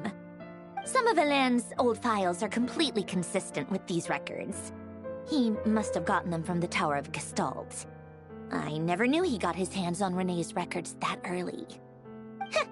He may have kept them, but he never even attempted to use them. Didn't believe a word they said. Come to think of it, Renee's world formula was filled with calculations of constants. That shows he believed that the fate of the world to be predetermined. You don't play Star Rail anymore, but this reminds me a lot of Herta. Because Herta's whole claim to claim is that she did the... what's it called? It's like the alternating waves theory, which basically let her predict stuff that would happen. Sounds a lot like that. Imaginary waves, I think is what it was called.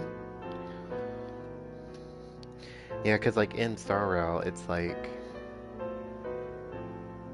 it lets you, the imaginary wave theory is like it measures these waves, and the more sporadic they are, the more like chaotic the universe is at the time or something. Or it's something like that. Yeah, it sounds very familiar, or very similar. As for Elen... it's been too long. I forget what he said. What would he have said? A guy like him, fervent believer in machines, but not headstrong enough. The world can be changed. It is worth persevering. Yes, that's how he used to think at least. He created that procedure to save this world. Yet the scale of the world's fate proved too enormous. The result was beyond his ability to calculate. He died having never seen the outcome.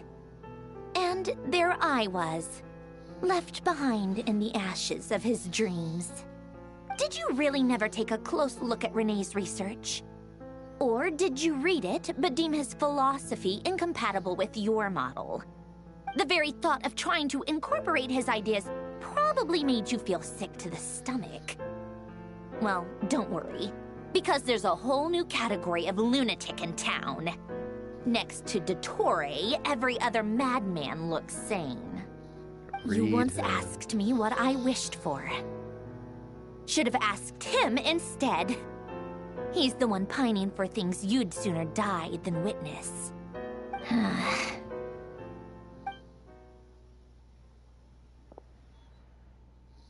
Even the tiniest variable can make big waves in the present. Now then, allow me to put these incompatible fragments together in your stead. First, establish and verify the existence of the Great Circle. Absolute nihil on one end, absolute reality on the other. Now, search between these two extremes. The elements. Then, the construction criteria. Variables. The sparks of civilization shall run out unless we consider introducing variables from outside the system. Input variables. Traverse the world, space-time, and civilization. Then extract the essential nodes from the records to determine which variables they point to. I love how they're showing us all this. Like it makes sense.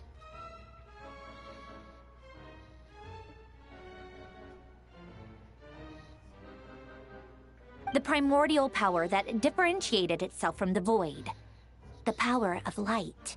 Yes, light. Records. Hyperborea. This is so horrendously complicated. After all that, I'm still missing a few variables. I need to think this through again. How do you think it looks, Polonia? Like the frenzied scrawlings of a madwoman? Yes. Fine, keep it to yourself. It's not like you can talk anyway. I'll assume you gave it a passing grade. I jest. But true madness does often start with trying to save the world. What would Arlecchino and Columbina think if they saw this incomprehensible hen scratch? They'd probably have me institutionalized.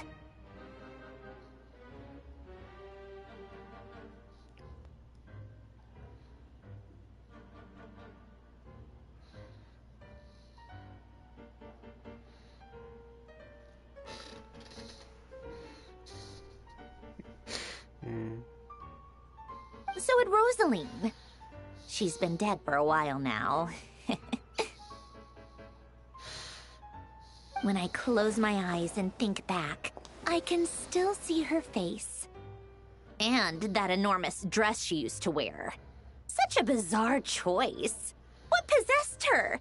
Oh, and the clack-clack of those heels used to drive me insane. This is kind of awkward.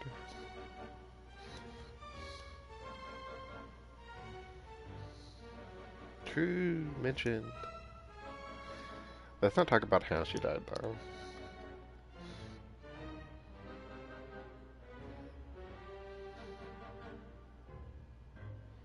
No one's asking me, obviously, but I hope you all know that I never wanted to save the world.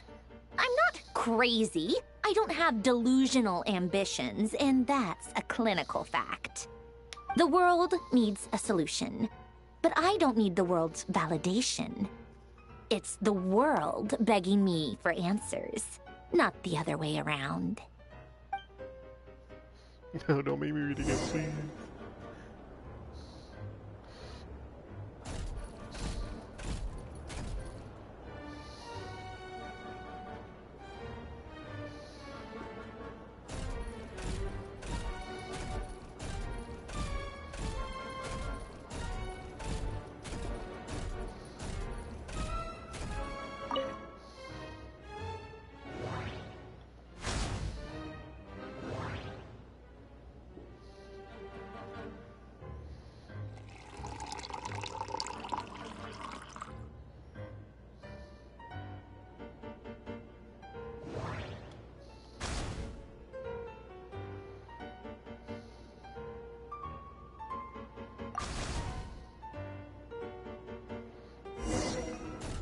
I love him.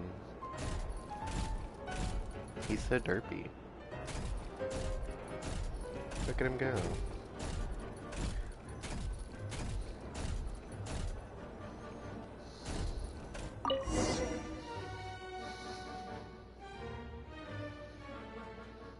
Oh, cookies to go with the tea. Let's see.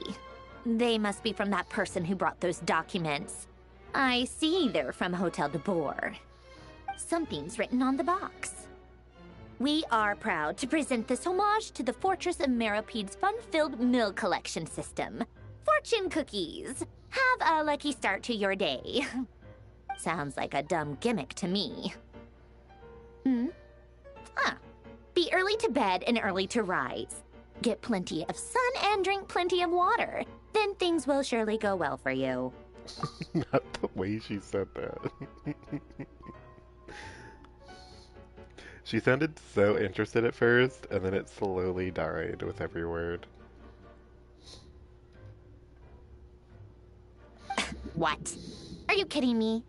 Somehow I doubt that an early night and a glass of water is magically gonna save a world on the brink of existential peril.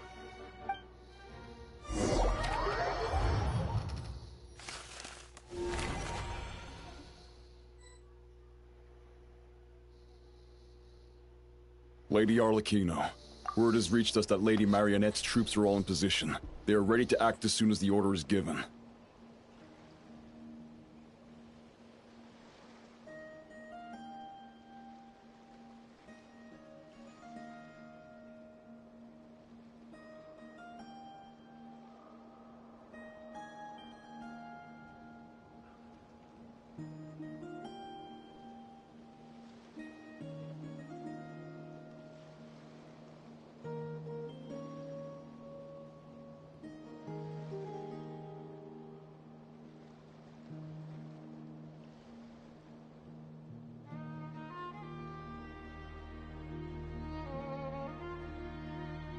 Excellent.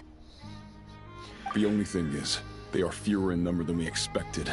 It looks like many of them must have lost their lives at the hand of the monsters released by the Doctor. Oh my. Oh, there's a shrine I have to get. I love her voice. I love whoever voices Arlecchino did a great job. Can't be helped. Allow them to join our ranks and keep in contact. As you wish.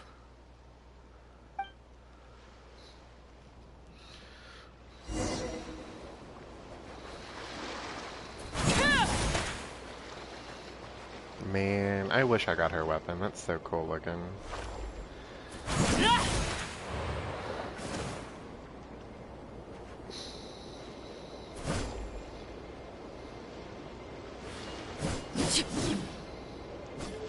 Yvette? Who are you talking about?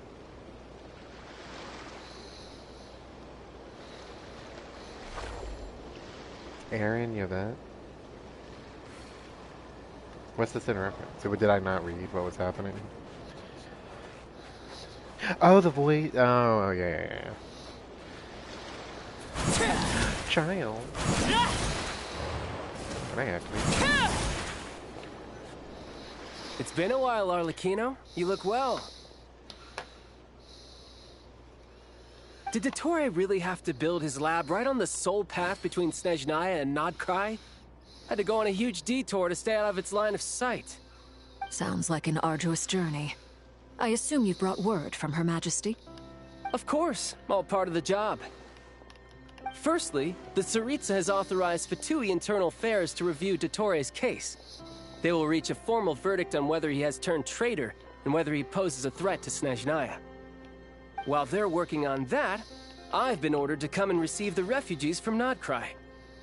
They are nearby. My team will escort you to them shortly. Great.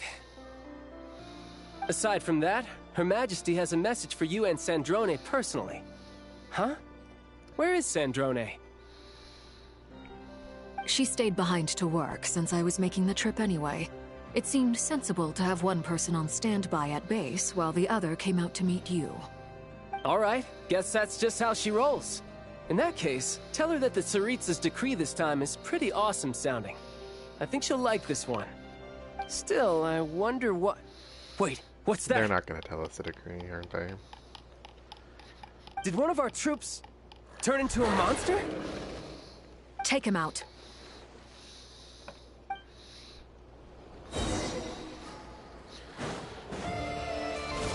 You can run, but you can't.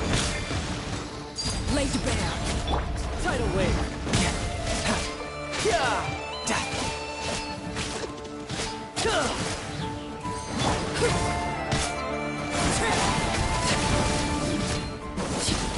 You've gotten stronger, Arlecchino. Nice. Stop that right now. I appreciate the praise, but I am not fighting you today. I knew it. You shouldn't let your guard down.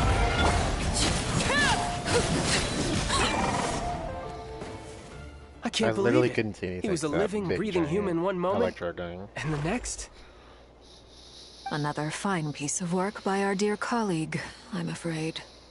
What in the world has been going on? A lot. But long story short, Dottore stole 2 moon marrows that should have belonged to Columbina, then built a 3rd moon marrow of his own to concentrate the trilunar... What? What do you mean he built a moon marrow? People build roads and houses, not moon... You could stand to be less surprised. We are harbingers. The work we are engaged in makes the creation of gods seem mundane by comparison. It's really funny that he says this because they don't remember that he actually did.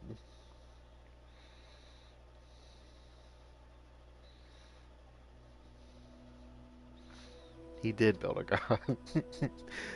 A few years ago, actually.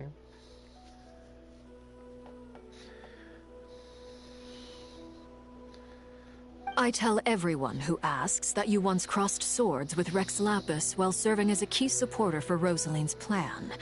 But right now, you're acting like a common adventurer.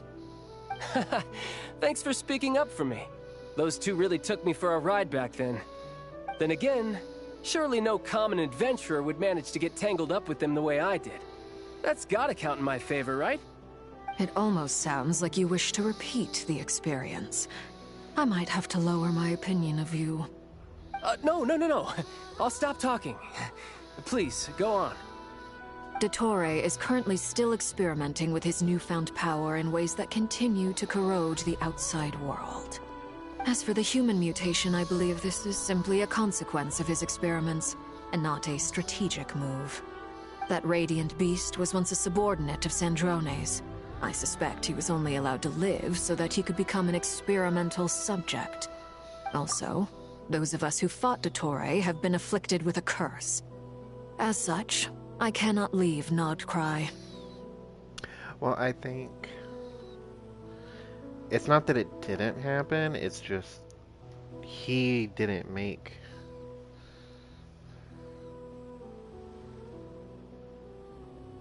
pause. The sages tried to make an artificial god, it just wasn't Wanderer that they remember. And I think because it wasn't Wanderer, the doctor might not have been involved. Or remember. Yeah, they just remember it differently. It still happened, right? Like everyone that died still died. Everyone just remembers that they died for a different reason.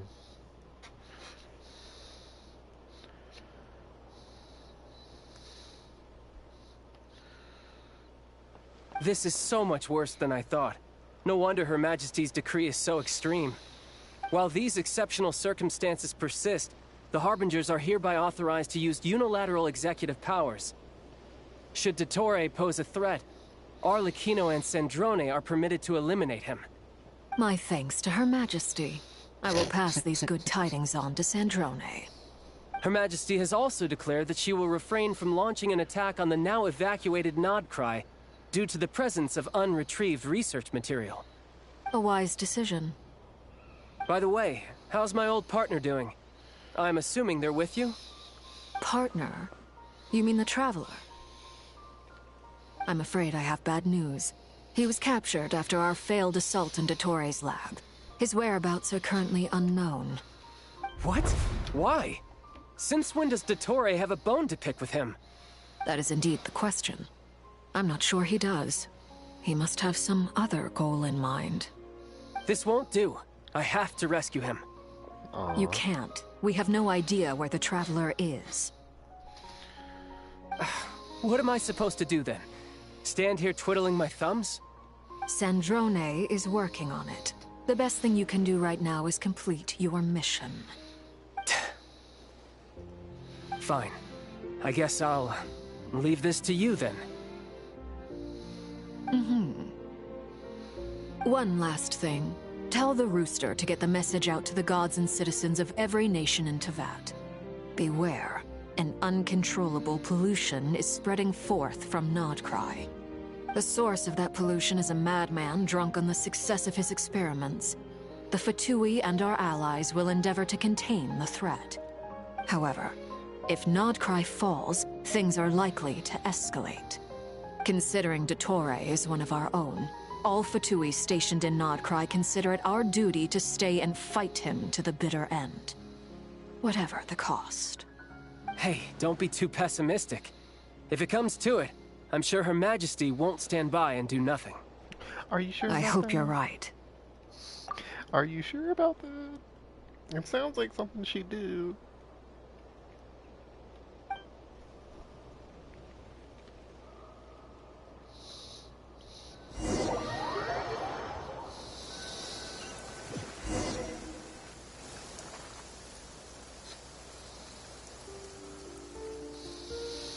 You're right on time. Thanks. Hey, do you think I'll get that gliding exam exemption? Is this how the rain is in Nodcry, or is that Nouvillettes nearby? Because that's what happens when Nouvillette's idle. I made sure I was on my best behavior in Mondstadt. I landed well outside the city and walked in through the gates. I'll help you apply, don't worry. For now, let's see what we have here. What are the doctor's energy fields even made from? The usual attract and repel principles that govern Kuvaki don't seem to apply to them. They are very mysterious, but ultimately, they appear to be comprised of energies from the three realms. Thanks to research by Master and the Hexen Circle, we know that Tevat's 7 elements are derived from the more primordial power of the Light Realm, which is antagonistic with the power of the Void Realm. Since you have the power of the Dragon Durin within you, I'm sure you can already tell that this energy field contains no abyssal energy. That's true. It's not abyssal energy, it's something pure, wild, and untamed. I've been thinking about something. Do you still remember the device that Dory supplied from the Academia when you and Miss Columbina fought Rarier? That was one of the most marvelous feats of ingenuity I've ever seen. The design, the craftsmanship, the material selection. I couldn't fault any of it. Not to mention the operating principles. Surely the most ingenious feature of all. Dory didn't go into detail on how it functions, but I have a working theory. The clue was that Miss Columbina was somehow able to use the pyro energy that you provided, despite the fact that, as a moon goddess, she should only be able to use light realm energy in principle. Now, all elemental energy is, of course, derived from light realm energy to begin with. Hence, I suspect that the device works by restoring elemental energy to its original state. This presumes a theoretical model of the 7 elements akin to that of light refracted through a prism. Perhaps it is no mere analogy. Maybe there is indeed a prism in this model. I almost wonder if the idea for the device was conceived based on direct observations of said prism. It would explain how such an ironclad design concept was achieved. Isn't that the thing made by Kaveh? I don't remember. Also, there's Wanderer. I see his fuck-ass hat over there.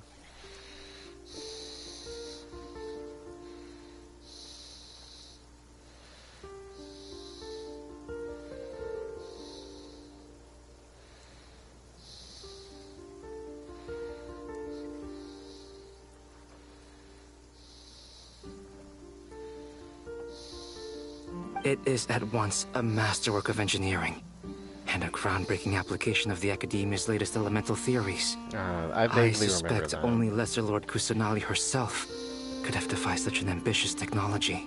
And she did. But back to the energy field before us. If this is pure light realm energy, its relation to elemental energy is one of integration versus division. Or you could say that the former contains the latter. Could this mean that elemental energy can dilute the power of the light realm? Should we give it a try? We should.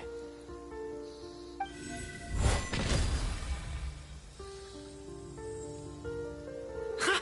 It works! Clear signs of disruption were detected at the periphery of the energy field.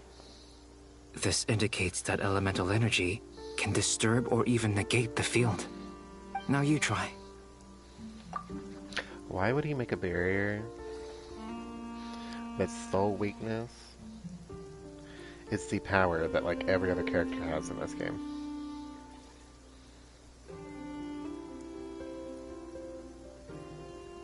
Like what? Alright, here goes. It's working! Switch to abyssal energy and attack again. No surprises there. Abyssal power drains the energy field to a significantly greater extent. I now feel confident in asserting that the energy field is indeed pure light realm energy. and that elemental energy can dilute it. But the energy field is Valid, huge. How much elemental energy will it take to neutralize it? We don't have to neutralize it completely. We can try other approaches. That's all for theory. Would you like to continue watching? So you knew I was here. Huh? When did you get here? A while ago. But Albedo sounded like he was working on his thesis defense back there. Back in Sumeru. You can end a person's whole career by interrupting them mid-speech. I don't remember. I think you can look at like when canonically everything happened. Like all this quest with the main story. And I can't remember if Durin's happens after this or before this. Because he's not transformed here yet. This is his old look. And I do like Wanderer a lot. He has been getting better.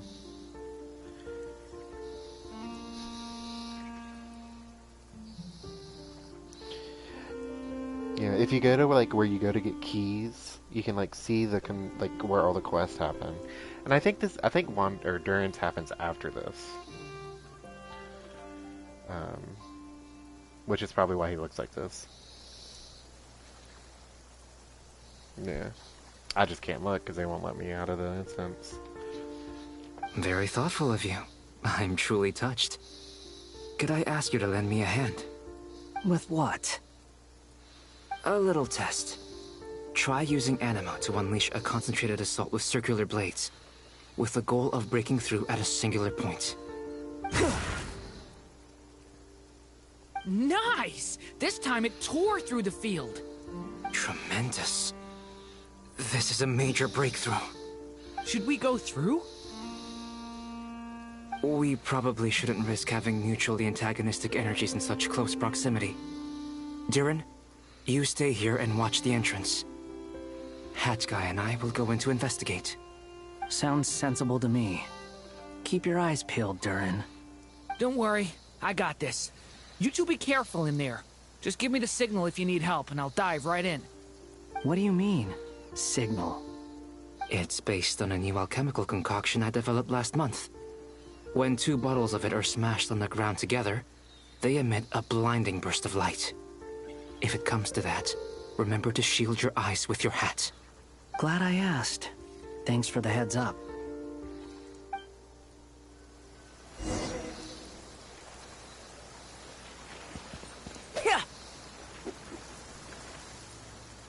Not him with Cinnabar Spindle. They're just making fun of the fact that we don't have that.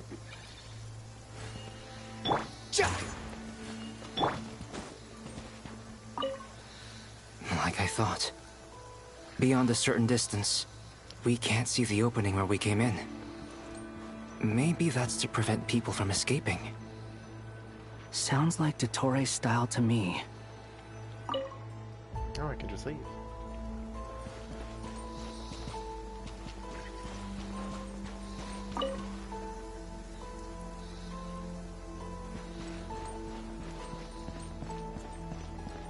Not much has changed. Things are basically the same here as they were before the energy field appeared. They have no heartbeat and they're not breathing. We can only assume they're dead. But there are no visible wounds. Also, there's an animal squatting next to each body. It's watching us. That's not an animal's gaze. Oh, that's terrifying. What are you trying to tell us? Doesn't seem eager to talk. I guess maybe it's just an animal after all. Let's keep looking around. I wonder if they are the animals or something. Like their consciousness got put in the animals.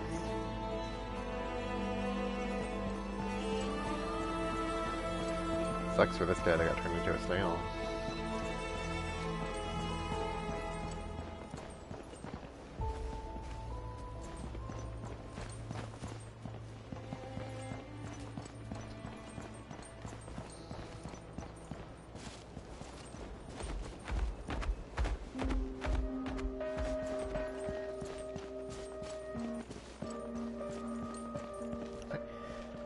Is the music getting fuzzy?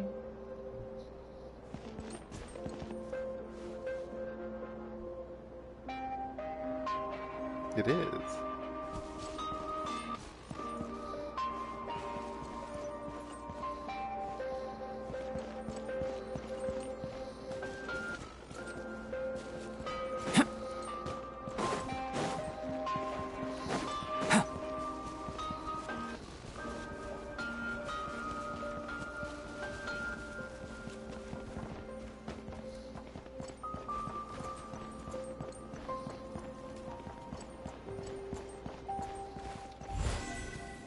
Coming to be!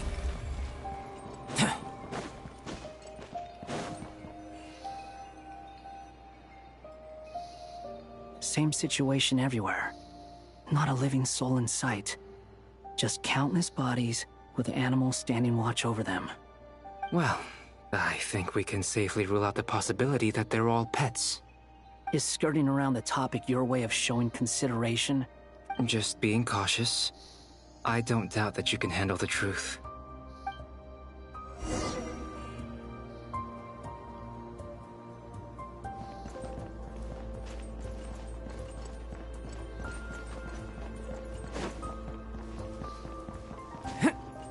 Careful.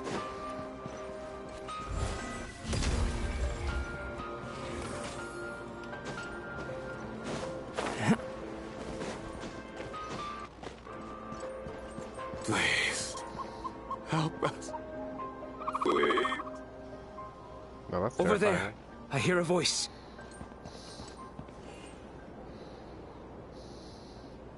Please, help us. Please. What happened here? I don't know. Suddenly, everyone collapsed. Yeah, they're animals. Then my line of sight got lower. I still have some. It looks like there's a huge experiment going on inside this energy field. Maybe each energy field is its own giant experiment. Vile. Rest in peace, snail He's guy. swapping human minds with those of animals.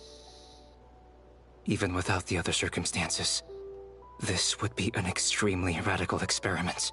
Those people may have lost their sense of selves, but they are not fully animals either. If they were, they would have left. But instead, their instincts are driving them to remain by their dead bodies. We should go. No sense in stick. Agreed.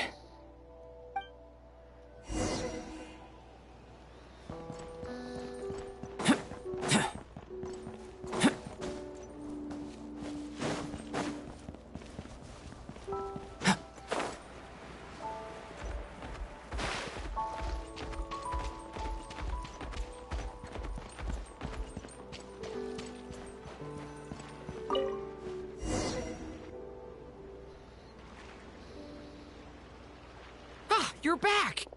We saw some things that take a strong stomach. We should share our findings with the others.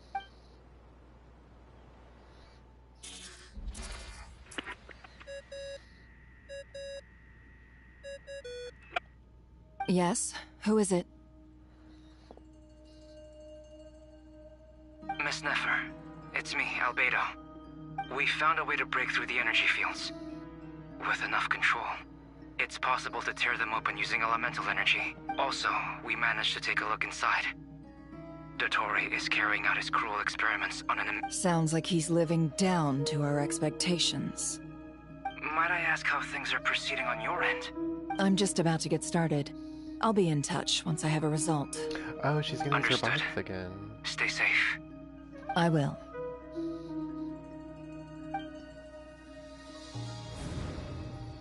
Well, Nefer, I'll link up with you once my tasks are complete.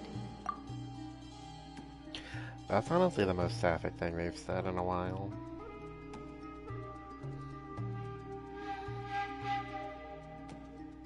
What makes you think I'd need you to do that?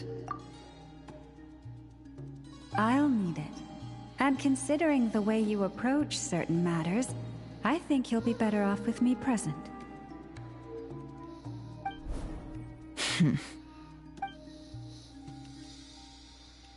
Let's begin. Entering simulation mode. A vast wasteland. Is this the Traveler's inner world? I was expecting something more vibrant, to be honest. Wait, someone's there.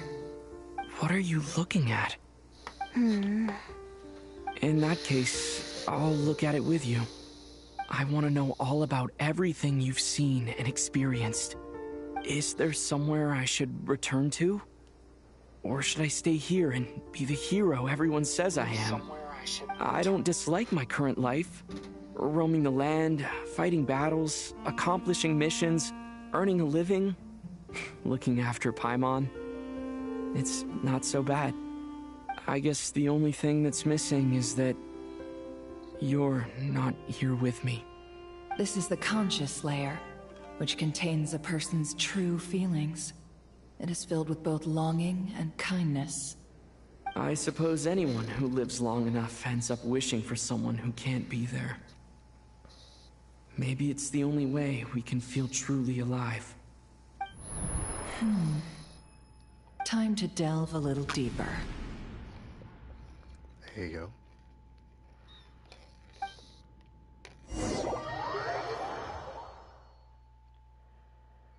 Nasha Town is hardly the optimal choice for a place to live, but it has character and a reasonable population density.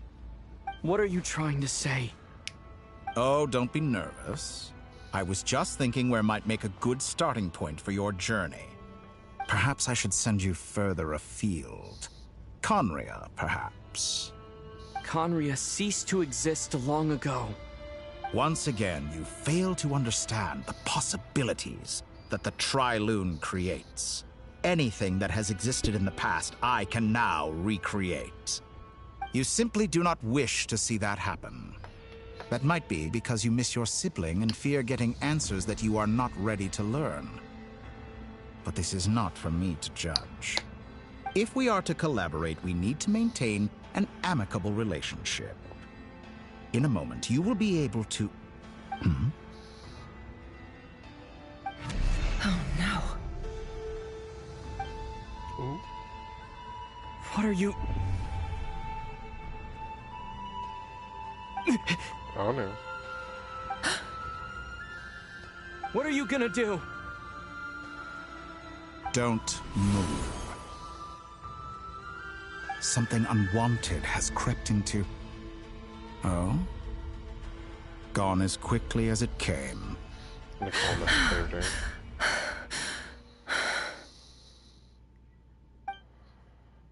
Did you save me? If I hadn't cut the connection, Dottore might have caught you from the other side and destroyed you. This was a good idea, but once is plenty. You were exceptionally brave. Excellent work. Thanks, but now's not the time for that.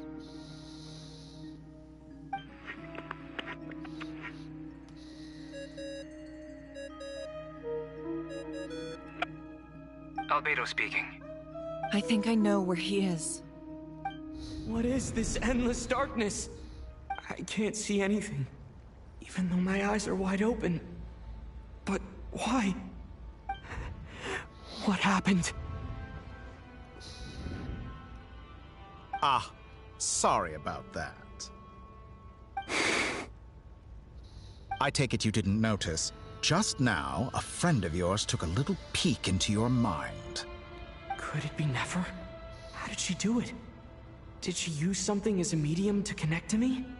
Do you think she's aware of your current circumstances?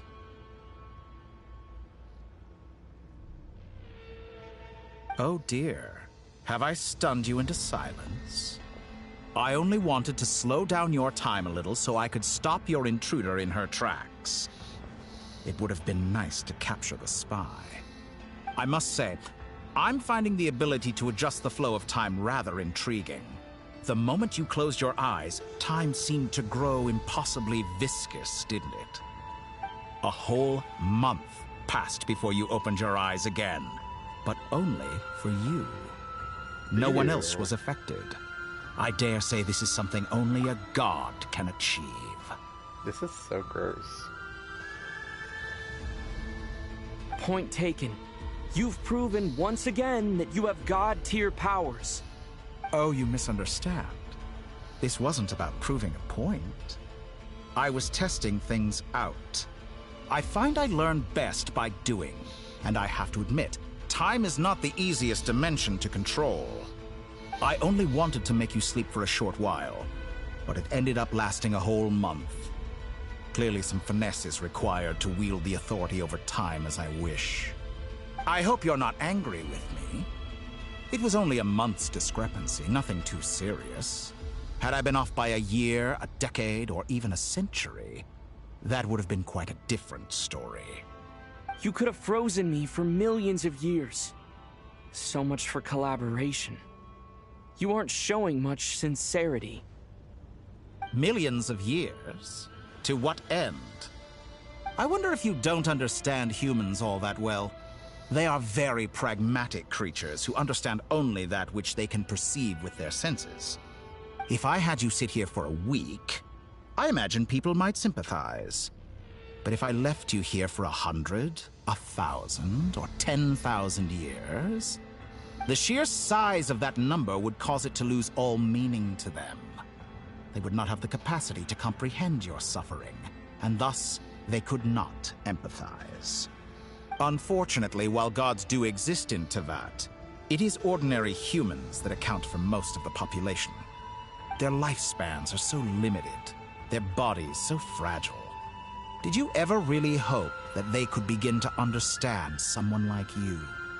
Your long life and unique origins make you fundamentally different from them. How long will it be before they start to treat you like the alien you are? Before you are ostracized, outcast? Alien? Even I feel bad for you sometimes. This world has made you into a slave. So many times you have served its will, and not once have the powers that be ever thought to grant you the one simple thing you wish for. You have been treated most unfairly. I can change that. I will grant you special privileges, and give you back the status you rightly deserve as a descender.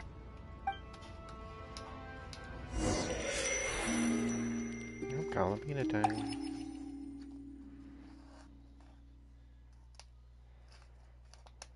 I've entered the past 3 times at this point, but I still have so many questions.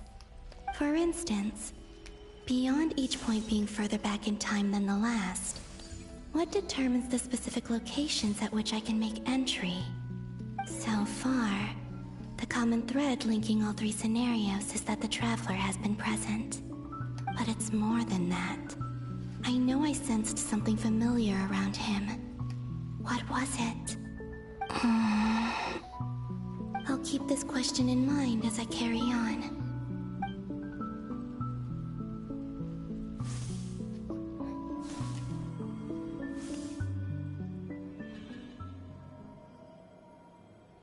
Humans, you never change. Always trying to use powers you neither comprehend nor control. This looks like Star Sand Shoal.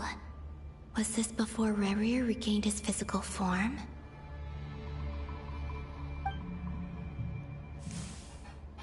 You've messed with the cannon again, huh? Sorry, but this round's not gonna go your way. The cannon. That's right. I was at Silvermoon Hall and I sensed an abnormal Kuvagi fluctuation coming from Nasha Town. And right after that, came an ominous power emanating from Star Sand Shoal. My body was once torn into countless pieces and hurled into the swirling chaos of time itself. But even so, my life and will were not extinguished. Was this when...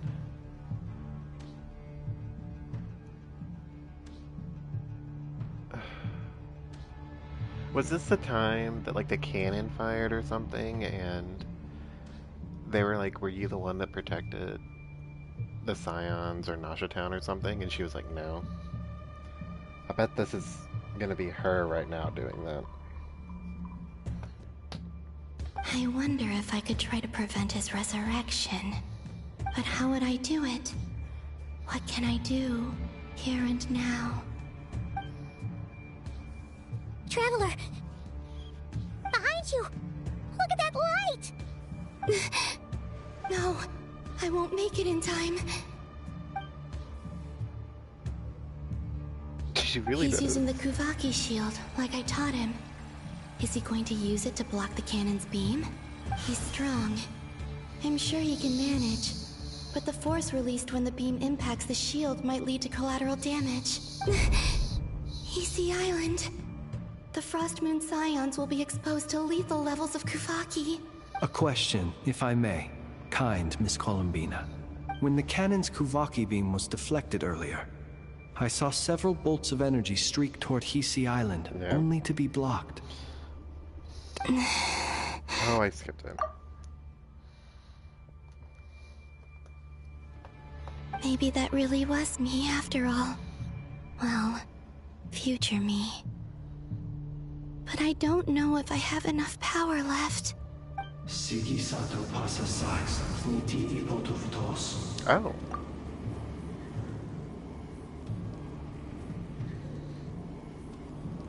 I don't think we heard that before. There's no time. Oh,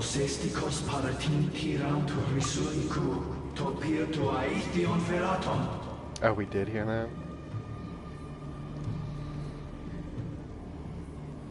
I have to make it. Oh, Frost Moon. Oh, great land. Oh, slumbering moonlight of Nodcry. If you can hear me, if you can sense my call, then please, heed me once more! Oh shit.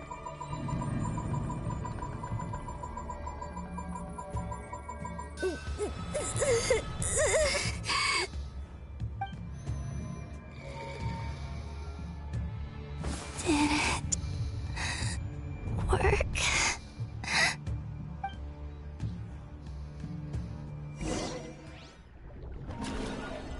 Oh, not it's sinking into the water. Hey, wake up. Hey, did you hear me? Columbina, I said wake up now! Oh, good morning, Sandrone. It's 3 in the afternoon, actually. And could you kindly not use my quarters as your personal nap room next time? They're not beating the allegations. Aw, but I feel so safe here. And your coffee, right? It's so bitter, but it smells lovely. It's like you were raised by wolves in a forest or something. What did you drink growing up? Grass tea? Columbina definitely is a U-Haul. The Frost Moon Scions certainly led a more frugal existence than the Fatui. Then I'll bet you've never eaten one of these before. It smells delicious. That's because it's a Fontanian recipe. I had a little free time today, so I made a batch. Rosaline will be here shortly, but if you really can't wait, I guess you can go ahead and... Hey, at least let me finish before you start eating! Did the Frost Moon Scions not teach you basic table manners? Or did the rules not apply to you because you're the high and mighty moon goddess? These are so tasty. Of course they are. I made them. I was worried they might contain traces of machine oil. What? You know, there's something I've always wanted to ask you. I mean, I'm sure their food was awful. But there's gotta be more to it than that. Well, life there didn't go quite how I imagined. What were you expecting? You're a god. Your followers are gonna make some demands of you, right? Surely you can just answer a few prayers here and there in return for the free food and drink. How bad can it be? Well, would you help other people just for free food and drink? Hmm? The doctor told me that you were created by a great mechanic, Lord something Fisher. The Lord Artificer. Ugh, some people can't keep their mouths shut. Oh, Lord Artificer. And didn't he have something to do with the, narcissist?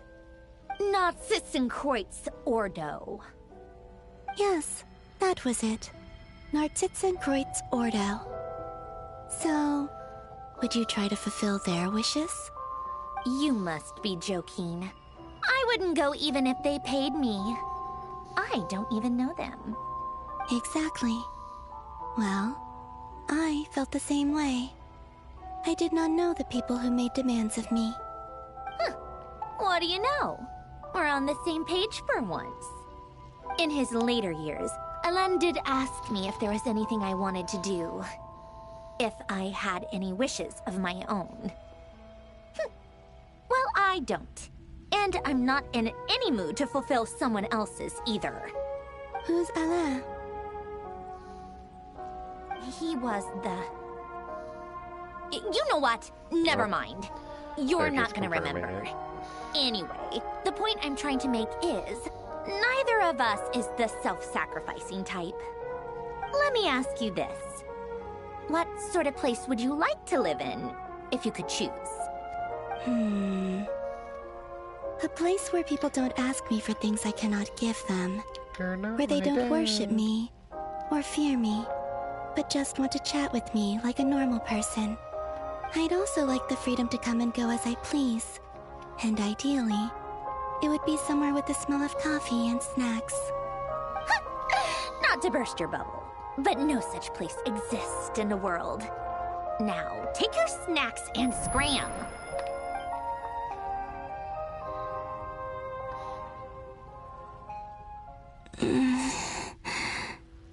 Did I pass out? Of course. I'm back here again. I dreamed of events from my past. Sandrone. Traveler. I miss you all so much. Back there. I guess I managed to harness all the Kuvaki energy on Hisi Island. But how did I do it? Time is flowing backwards here, and I can use that familiar power to enter the world of the past. That mystery ally everyone talked about. It was me all along. I can sense that there isn't much more power remaining up ahead. What lies at the end of all of this? Will time keep flowing into the past? And will I ever find my way back?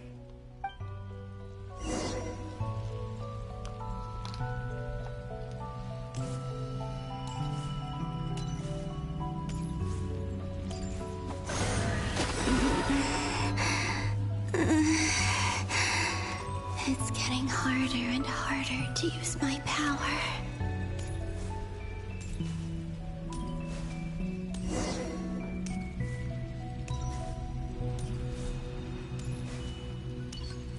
I'm no match for the Abyss in this state. I need to avoid the contaminated fragments.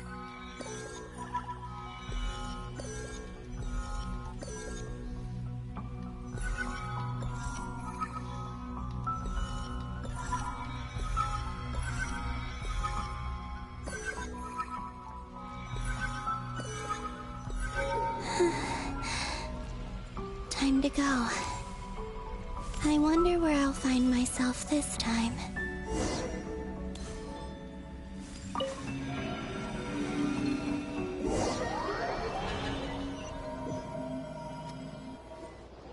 The Final Night Cemetery. This is where Flint's is based. Or not!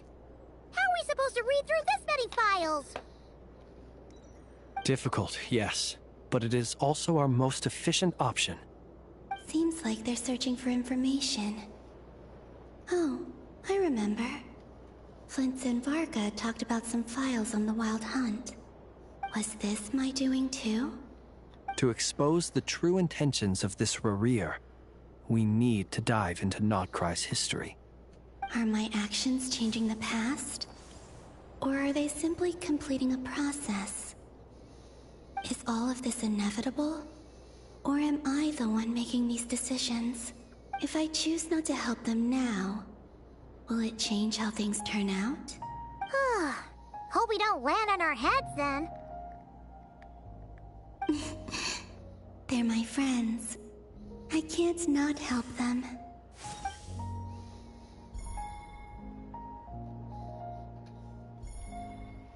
Ghost!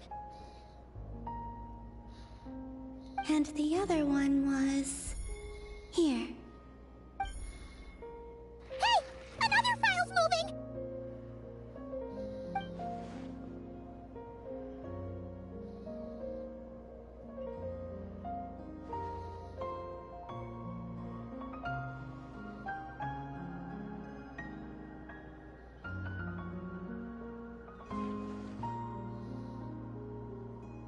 That should do it. Luanatar?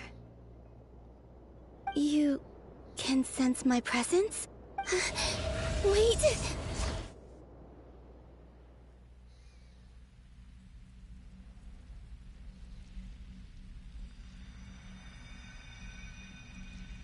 Luanatar. So she's that familiar presence I've been sensing all along. She's always been by the Traveler's side.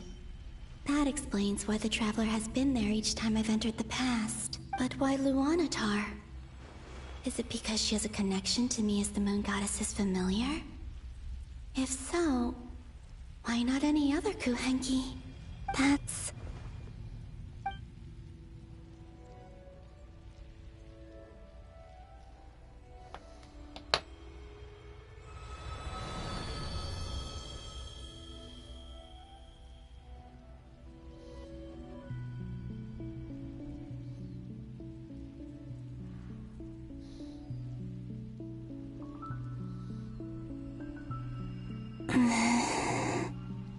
I cannot sense any power up ahead.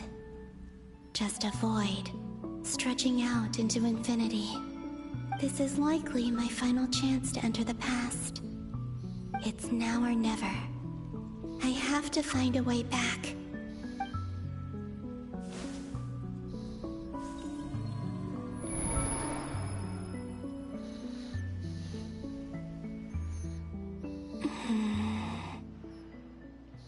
Sea Island? How far back in time is this? Where's Luanatar? I can't sense her presence this time.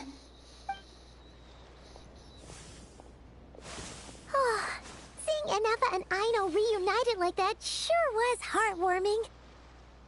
This is when we first showed up, I think. Traveler, Paimon. No, stay calm.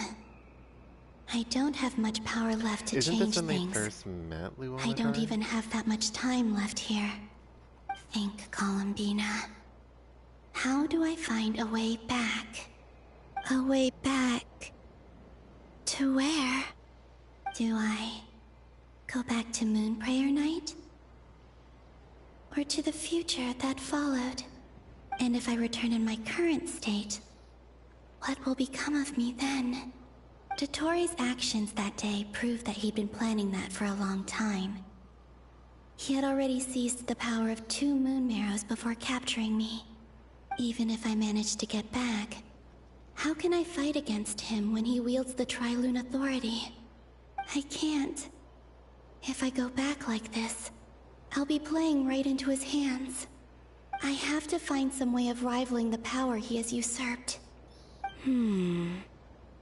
Wait. Time flowing backwards. The Trilune Authority. Does that mean... I think I know what the final destination of this lunar reflection might be. I know what I must do. Speaking of homes, we must already be close to where the Frost Moon Scions live. The vibe here feels different, just like the scenery. But how do I communicate my plan to my friends? Should I write it down here? No. Someone else will see it. I need something with a close connection to me. Something I can use as a medium to tell them what's happened to me in here. Now it makes sense.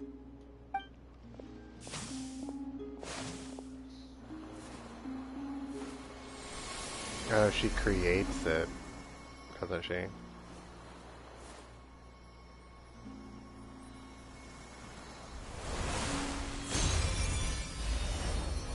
Yeah.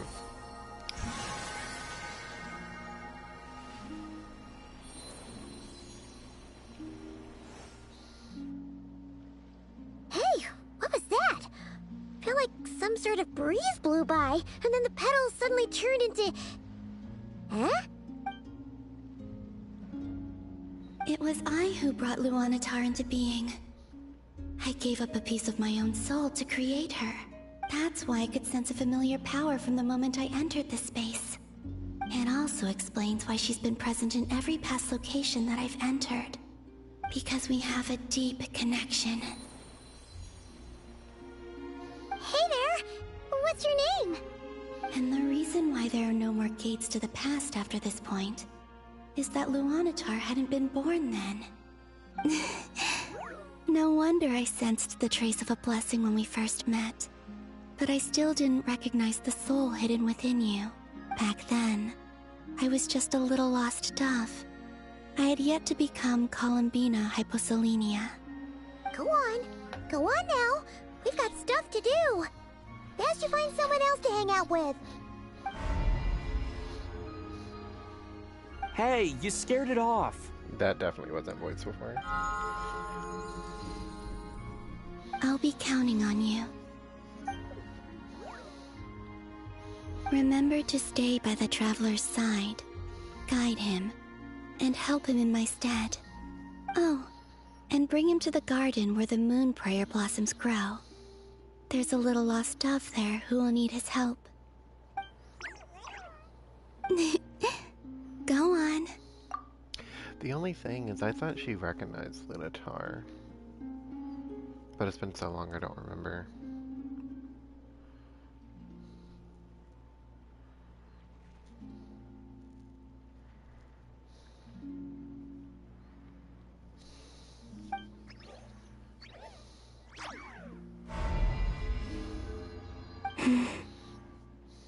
You too. Go and live your story. As for mine must go in a different direction.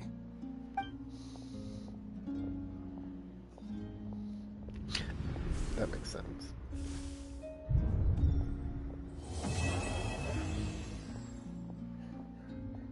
Wow, that's not where I expected the first part to end.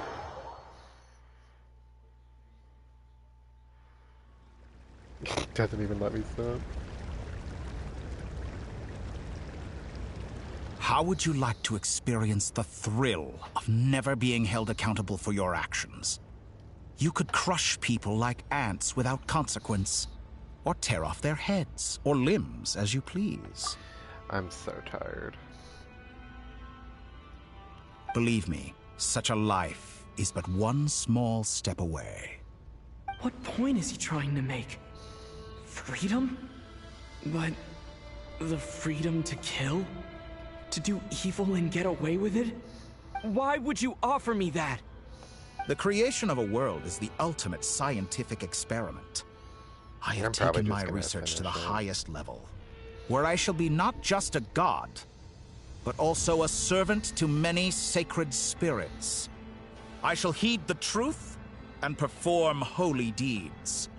A god's laboratory is the perfect playground, but it needs the right occupant to explore its full potential.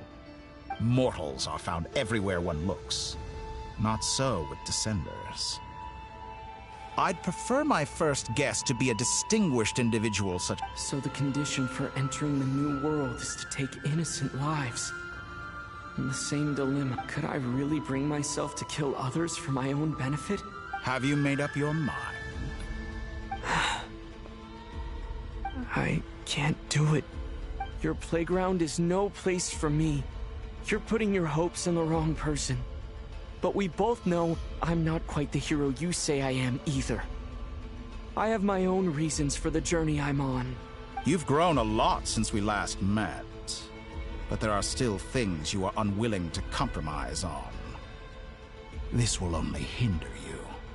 Why don't I lower my requirements a little as a gesture of goodwill? I'll give you a little time to learn to be a less noble soul.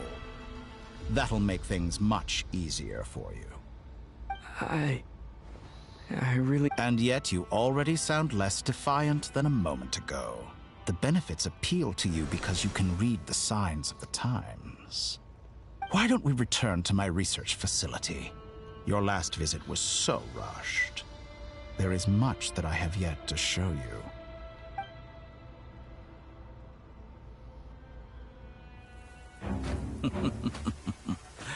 Now to that question, Ooh. Heroes don't attack from behind. Guess I'm no hero. This is most disappointing.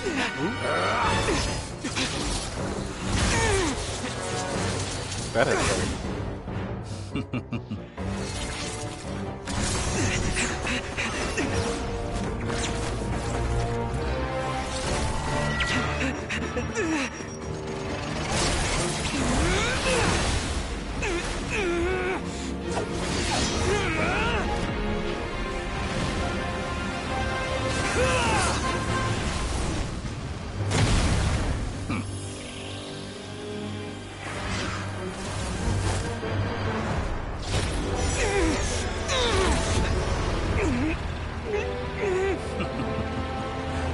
Now then.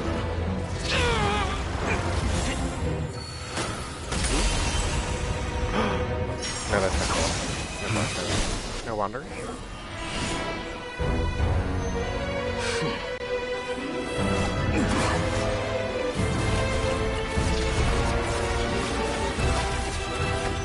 A new face. Interesting.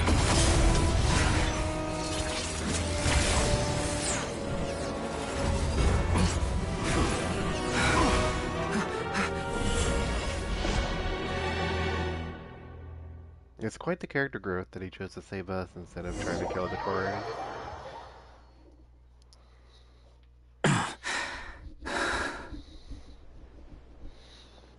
You're still gonna call me Hack Guy after that, huh?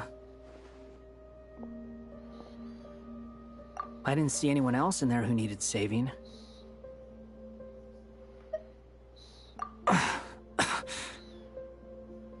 It's nothing. I'll be fine. Why are you looking at me like that? Is it that shocking that I'd come to your rescue? I owed you a favor back in Sumeru. Now we're even. Distracting Dottore was tough. I won't lie. He's not gonna fall for the same trick twice. That was my one shot. I'd hoped to use it to take him out. What did he do? What did he do to distract him? Just being new?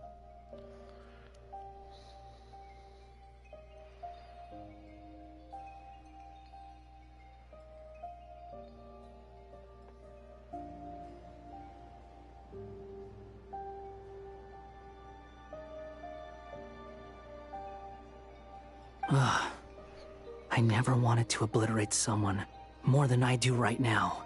Dottore doesn't recognize me, but his segments were originally made based on an analysis of my operational principles. I expect it's only a matter of time before he figures out what I am. True. So Dottore doesn't recognize Wanderer because he deleted himself from Irminsul. Honestly, they should just... everyone should just call him Wanderer. I don't like that we call him Hat Guy. Did he really miss his only chance for revenge by saving me? Why the long face? Hey, I'm not blaming you, okay? And I'm not complaining either. Rescuing you and killing Dottore are equally important goals. Everyone would be pretty stuck without you. It's best you live to fight another day. How are you holding up? He's gotten so much softer. Are you all right? Hat Guy said to put safety first, so we agreed to run as far away as we could after leaving the energy field, and only meet up once it was safe. You don't look injured. It seems that Dottore didn't do anything to you. All right. Rescue operation complete. Let's head back. There's a lot more work to be done before this is over.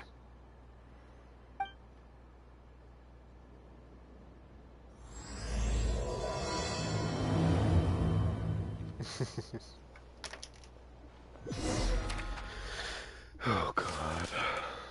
Let me out.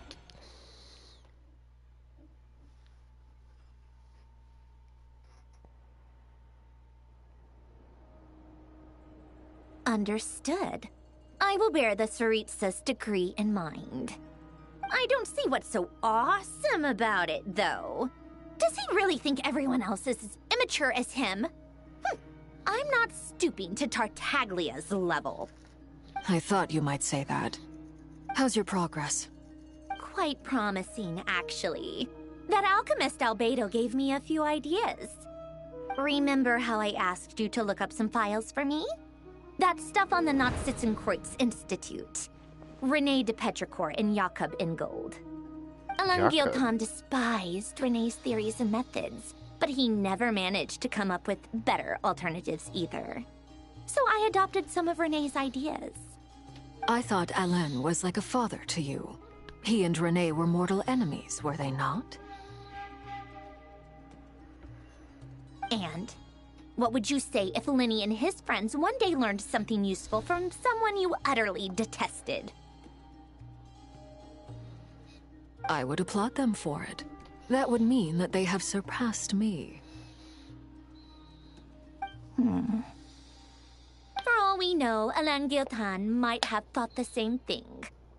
Not that it matters, though. He's dead, and I'm alive. So it's my call to make. Once you die, it doesn't matter how great you were in life. Only the living get to decide what happens next. Hey, come on out. They're back. Huh?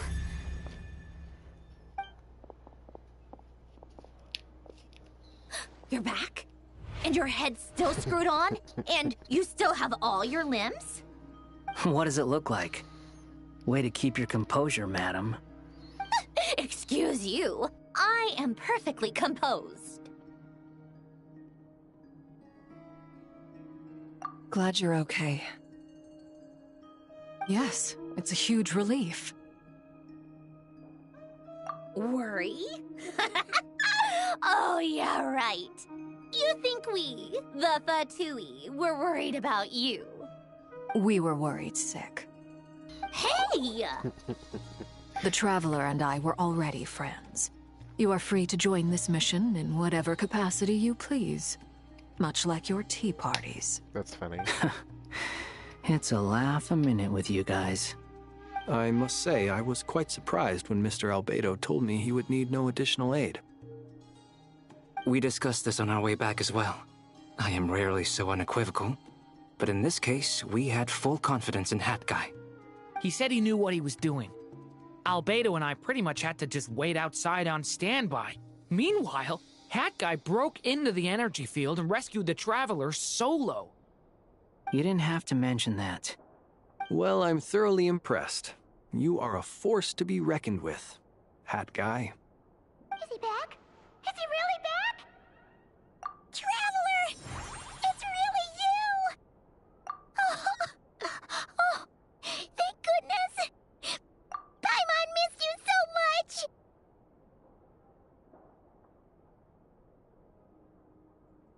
You can finally breathe easy, Paimon. It's great to have you back in one piece! Oh, Paimon's been having nightmares the whole time you were gone! Look at them. You know, once you reach my age, There's nothing better than watching a misty-eyed reunion between friends. It's nothing. Same goes when you get to my age, too. That's funny. I bet Ino and Anefa would be tearing up as well if they were here.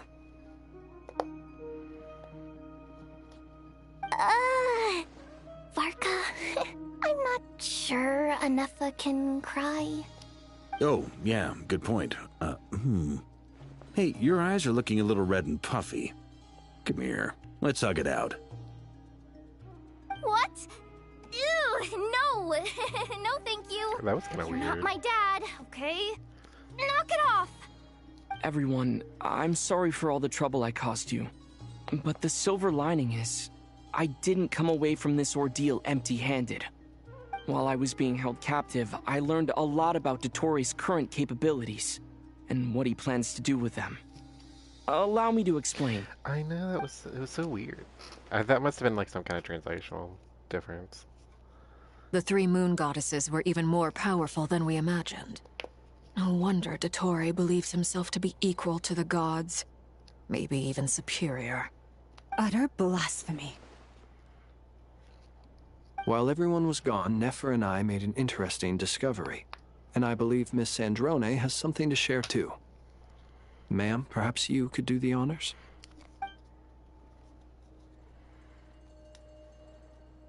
Called it. Getting rid of a pesky troublemaker like her is like trying to clean up after a crumbly cake. It always comes back to haunt you. Our next step is to find a way to bring her back. A place where time flows backwards, with no destination in sight. Surely it must have been created for a specific purpose. But I fear the answers are buried deep in Tevat's history, held by great powers beyond our reach. It sounds like she's on a specific path through time, just traveling in the opposite direction to us. The question is, where does that path lead? Or will it keep going to infinity? We considered that question as well. Strictly speaking, time is not infinite. Indeed not. Every road has an end. Nicole! You sure love quietly sneaking in mid-conversation. I do, in fact. It's something I've always done at our mages' tea parties. Quiet, mysterious, and persuasive. You wonder what lies at the end of her road. Well, just as the world has a beginning and an end, she really so was so too true does for time. And so, the end of the road is the moment that Tevat was born. But where Miss Columbina will end up along this road, that depends on where this particular river of reverse time began. What about the original moons and the moon goddesses? Do they have a beginning too? All things do. In the beginning, no moons adorned the sky.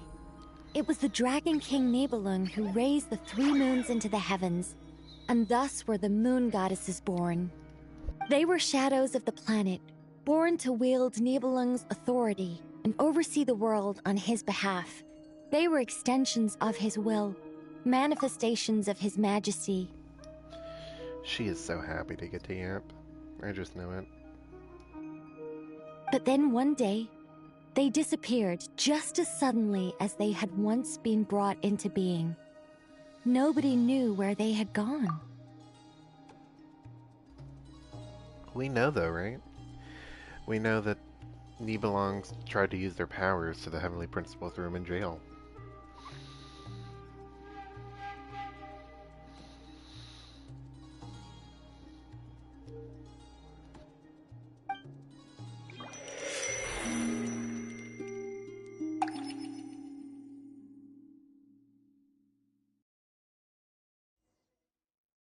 Like I thought, no more paths back to reality have emerged since.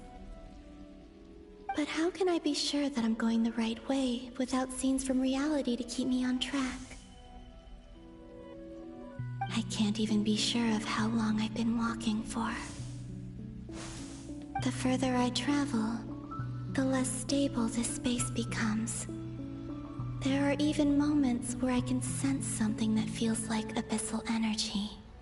They can just materialize out of thin air. I have to keep my wits about me.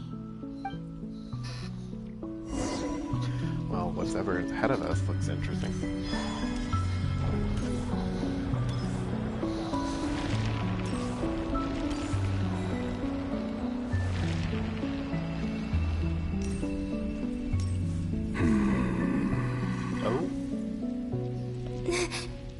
Is that the Ray here of Solnari? I can't believe he survived. How did he do it? I mean, he survived.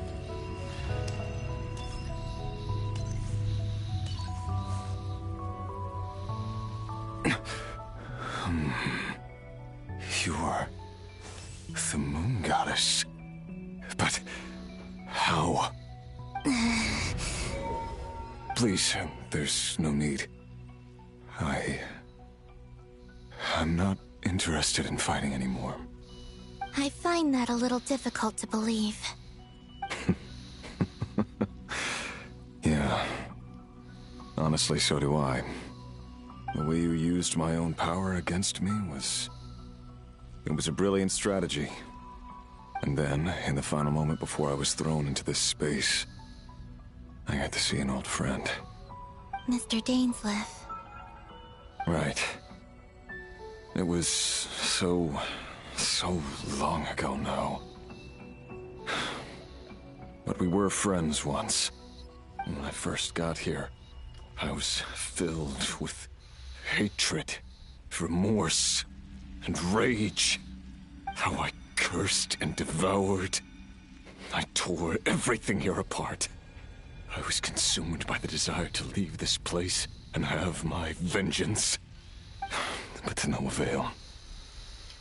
This is a place with no exit.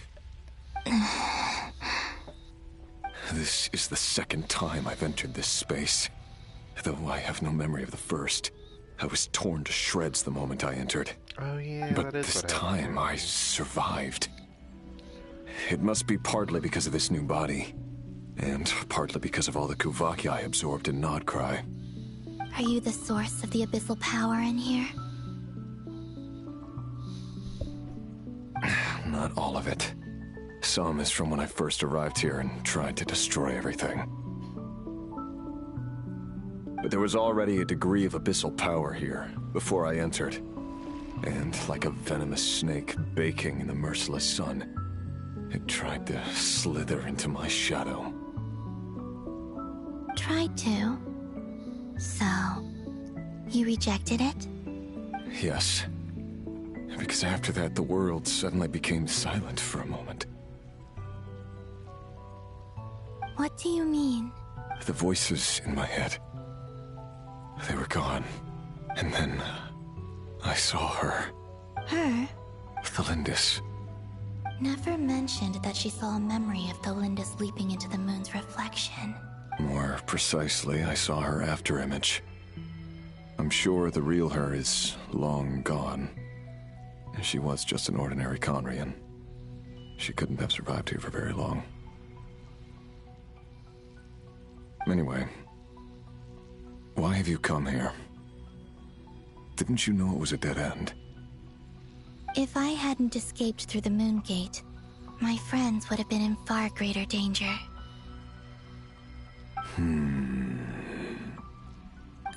What? You'd like to know how I know, wouldn't you? The one who resurrected me said so. I could hear a deep lust for power in his voice. Do you mean... Dottore? Dottore. So that's what he's called. He'd been collecting fragments of my body for a long time.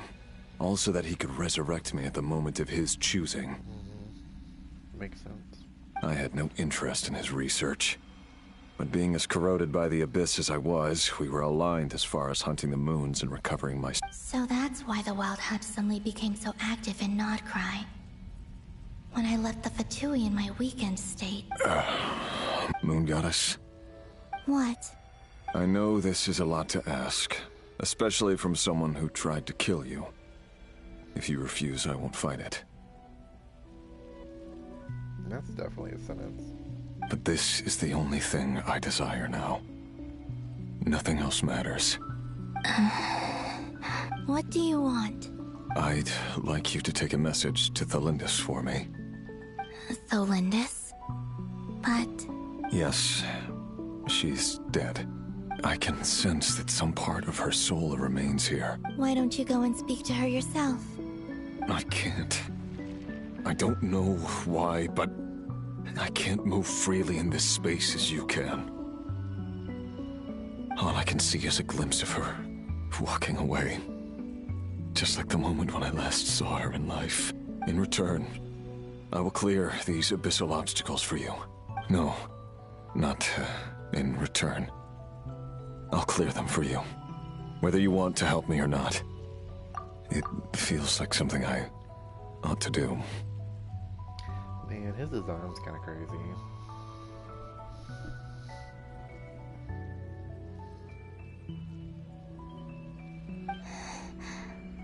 Why?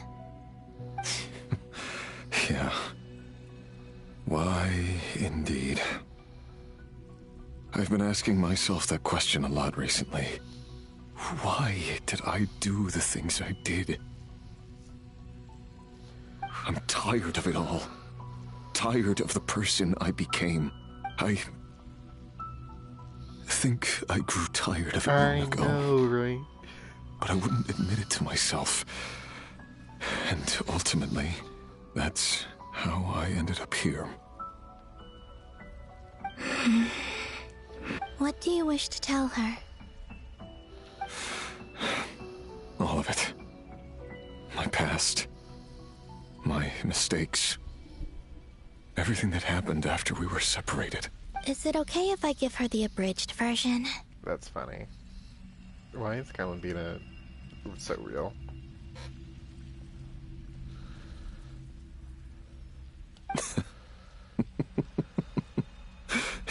Yeah, I'm sure there's plenty you can skip over. Just tell her the important parts. Whatever you think that means. Like the part where you relentlessly tried to kill us? It's up to you. Love demands honesty. But my relationship with Thalindis was built on lies. We hid too much from each other. But after living my whole life in the shadows, I don't want to hide anything anymore. I can fix him. I will do my best.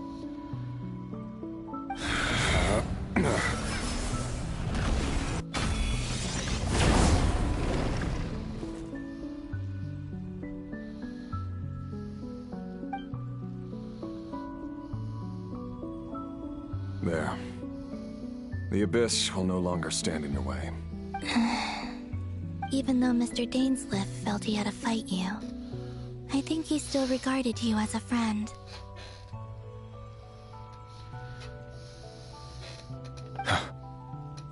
Dane? He said that you betrayed him, but he also felt great remorse at never having understood what you were truly going through. Why tell me this? Because if he'd known that someone could take a message to you, I believe that's what he would have said. Thank you. It means a lot. I know this will sound strange coming from me, but don't die, Moon Goddess. I can tell that you're determined to get out of here.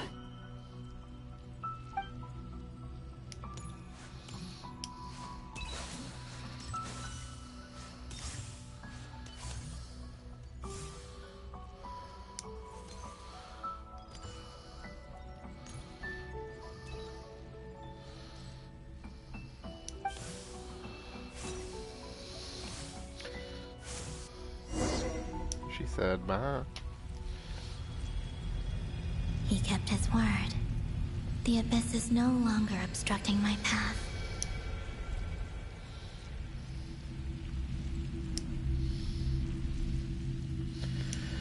Part of me was like, oh, she's gonna say, come with me. I'll take you out of here. Nope. Not my garden, not my weeds.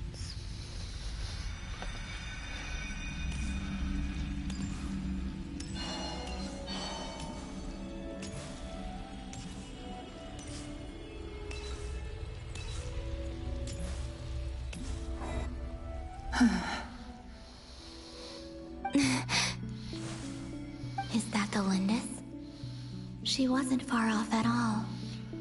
And yet, they can never meet. Hello, Miss Lindis. Who are you? How do you know my name? I've never seen anyone else here before. You can call me Columbina. Rerir? My Rerir? Is he well? He's doing better than he was. Better than he was, huh? Sounds like he's had a pretty rough time. Others have had a rough time on his account too. In many cases, their time ran out because of him. And I'm not just talking about the children of the Crimson Moon. So, things got worse before they got better.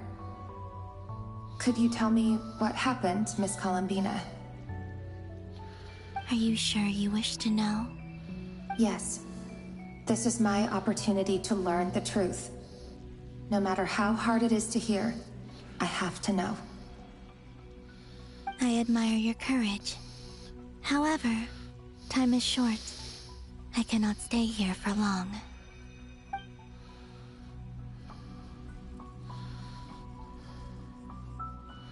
Rerir had seeds of hatred in his heart, and many people nursed them for their own ends. On some level, everything he did was to try and find a way to see you again. But in the end, he came to regret his mistakes.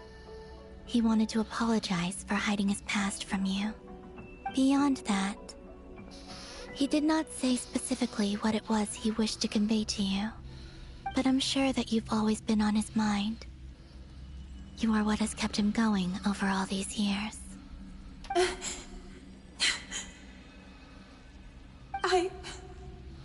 I'm sorry, Miss Columbina. This is so upsetting. I'm not sure how to put my feelings into words. It's all right. I understand. Well, that's everything from me. So, I guess I'll be... Wait. One moment. Time flows backwards here. The road ahead only leads further and further into the past. I know.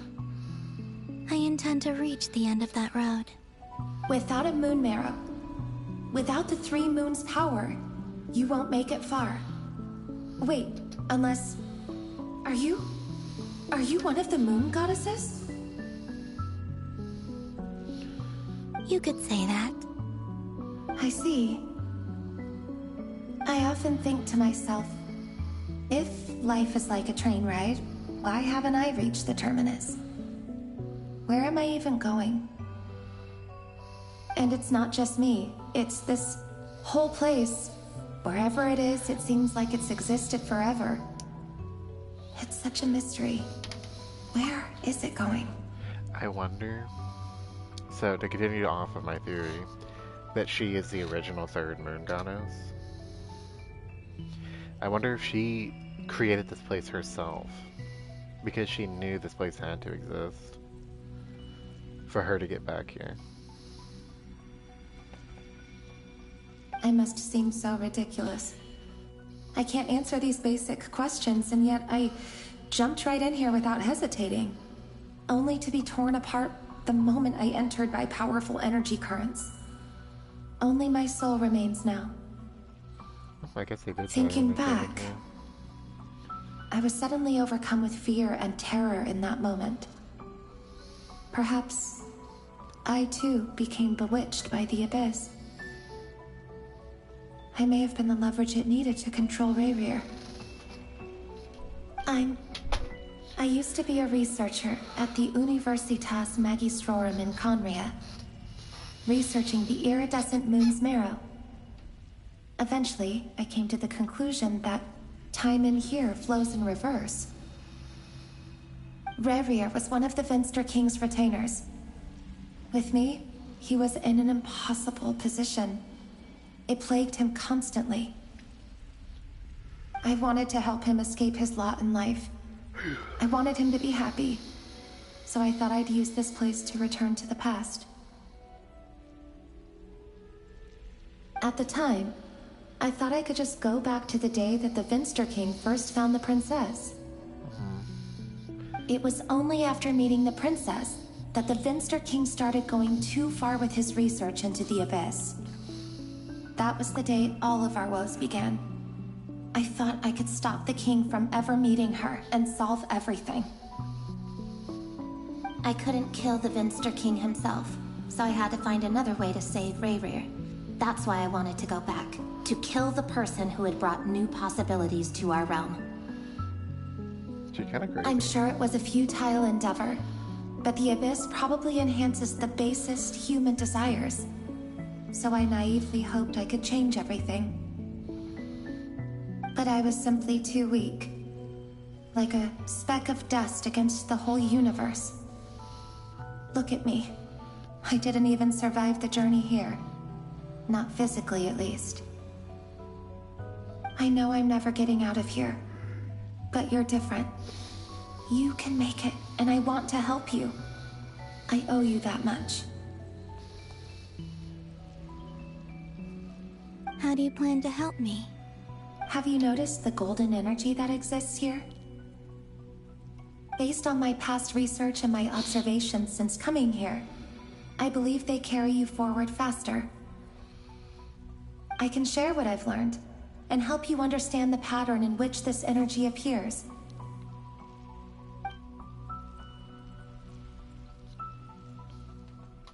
I think you just might... Now, I know you will be able to change the past. Also, I've been speculating about where this phase ends. The documentation was scanned, but from what I know of the legends about the moons, the oldest ones seem to begin with Nibelung, king of dragonkind. Not Nibelung. I have no way of verifying any of it by this point. But if it's true, you might be able to reach that era if you keep walking. Understood. Thank you, Miss Thelindis. I'm the one who should be thanking you. If you hadn't entered this realm of everlasting death, what use would my deductions be? Thanks to you, they have some meaning. About Rerir, I'm so sorry. For everything. It wasn't your fault. That's not true. Because we both feared bringing trouble upon each other, neither of us ever told the truth. And that dishonesty sealed our fates. But enough about that. I wish you a safe journey, Miss Columbina.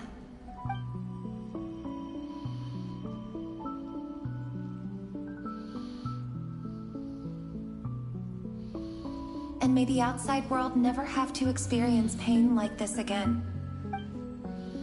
Rerir, you're there, aren't you? I cannot see you, because you exist in the future. I expect we'll be trapped in this prison of space-time for all eternity. But please, gaze upon the past, and then sit for a while. Let's find a place to sit down together. Just like we did when we first met. Oh, that's sweet. Two crazy bitches together.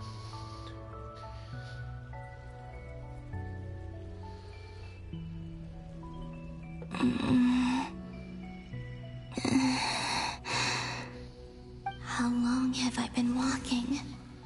How much further till I reach the end? Is there even an end to be found? Everything's getting blurry.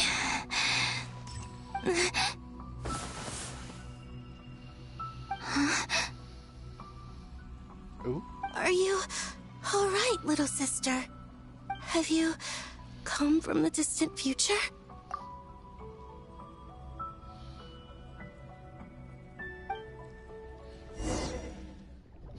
Oh, that was the iridescent moon right there.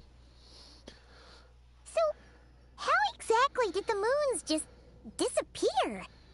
Shouldn't it be a little harder to get rid of major creations like moons? The world is a vast and ancient place. On a certain scale, Miss Nicole explained that the moon goddesses likely perished in the War of Funerary Flame. The moons themselves were also destroyed at that time. Go get some sleep. Save for the Frost Moon, from which a new moon goddess was later born. You gonna go lay down?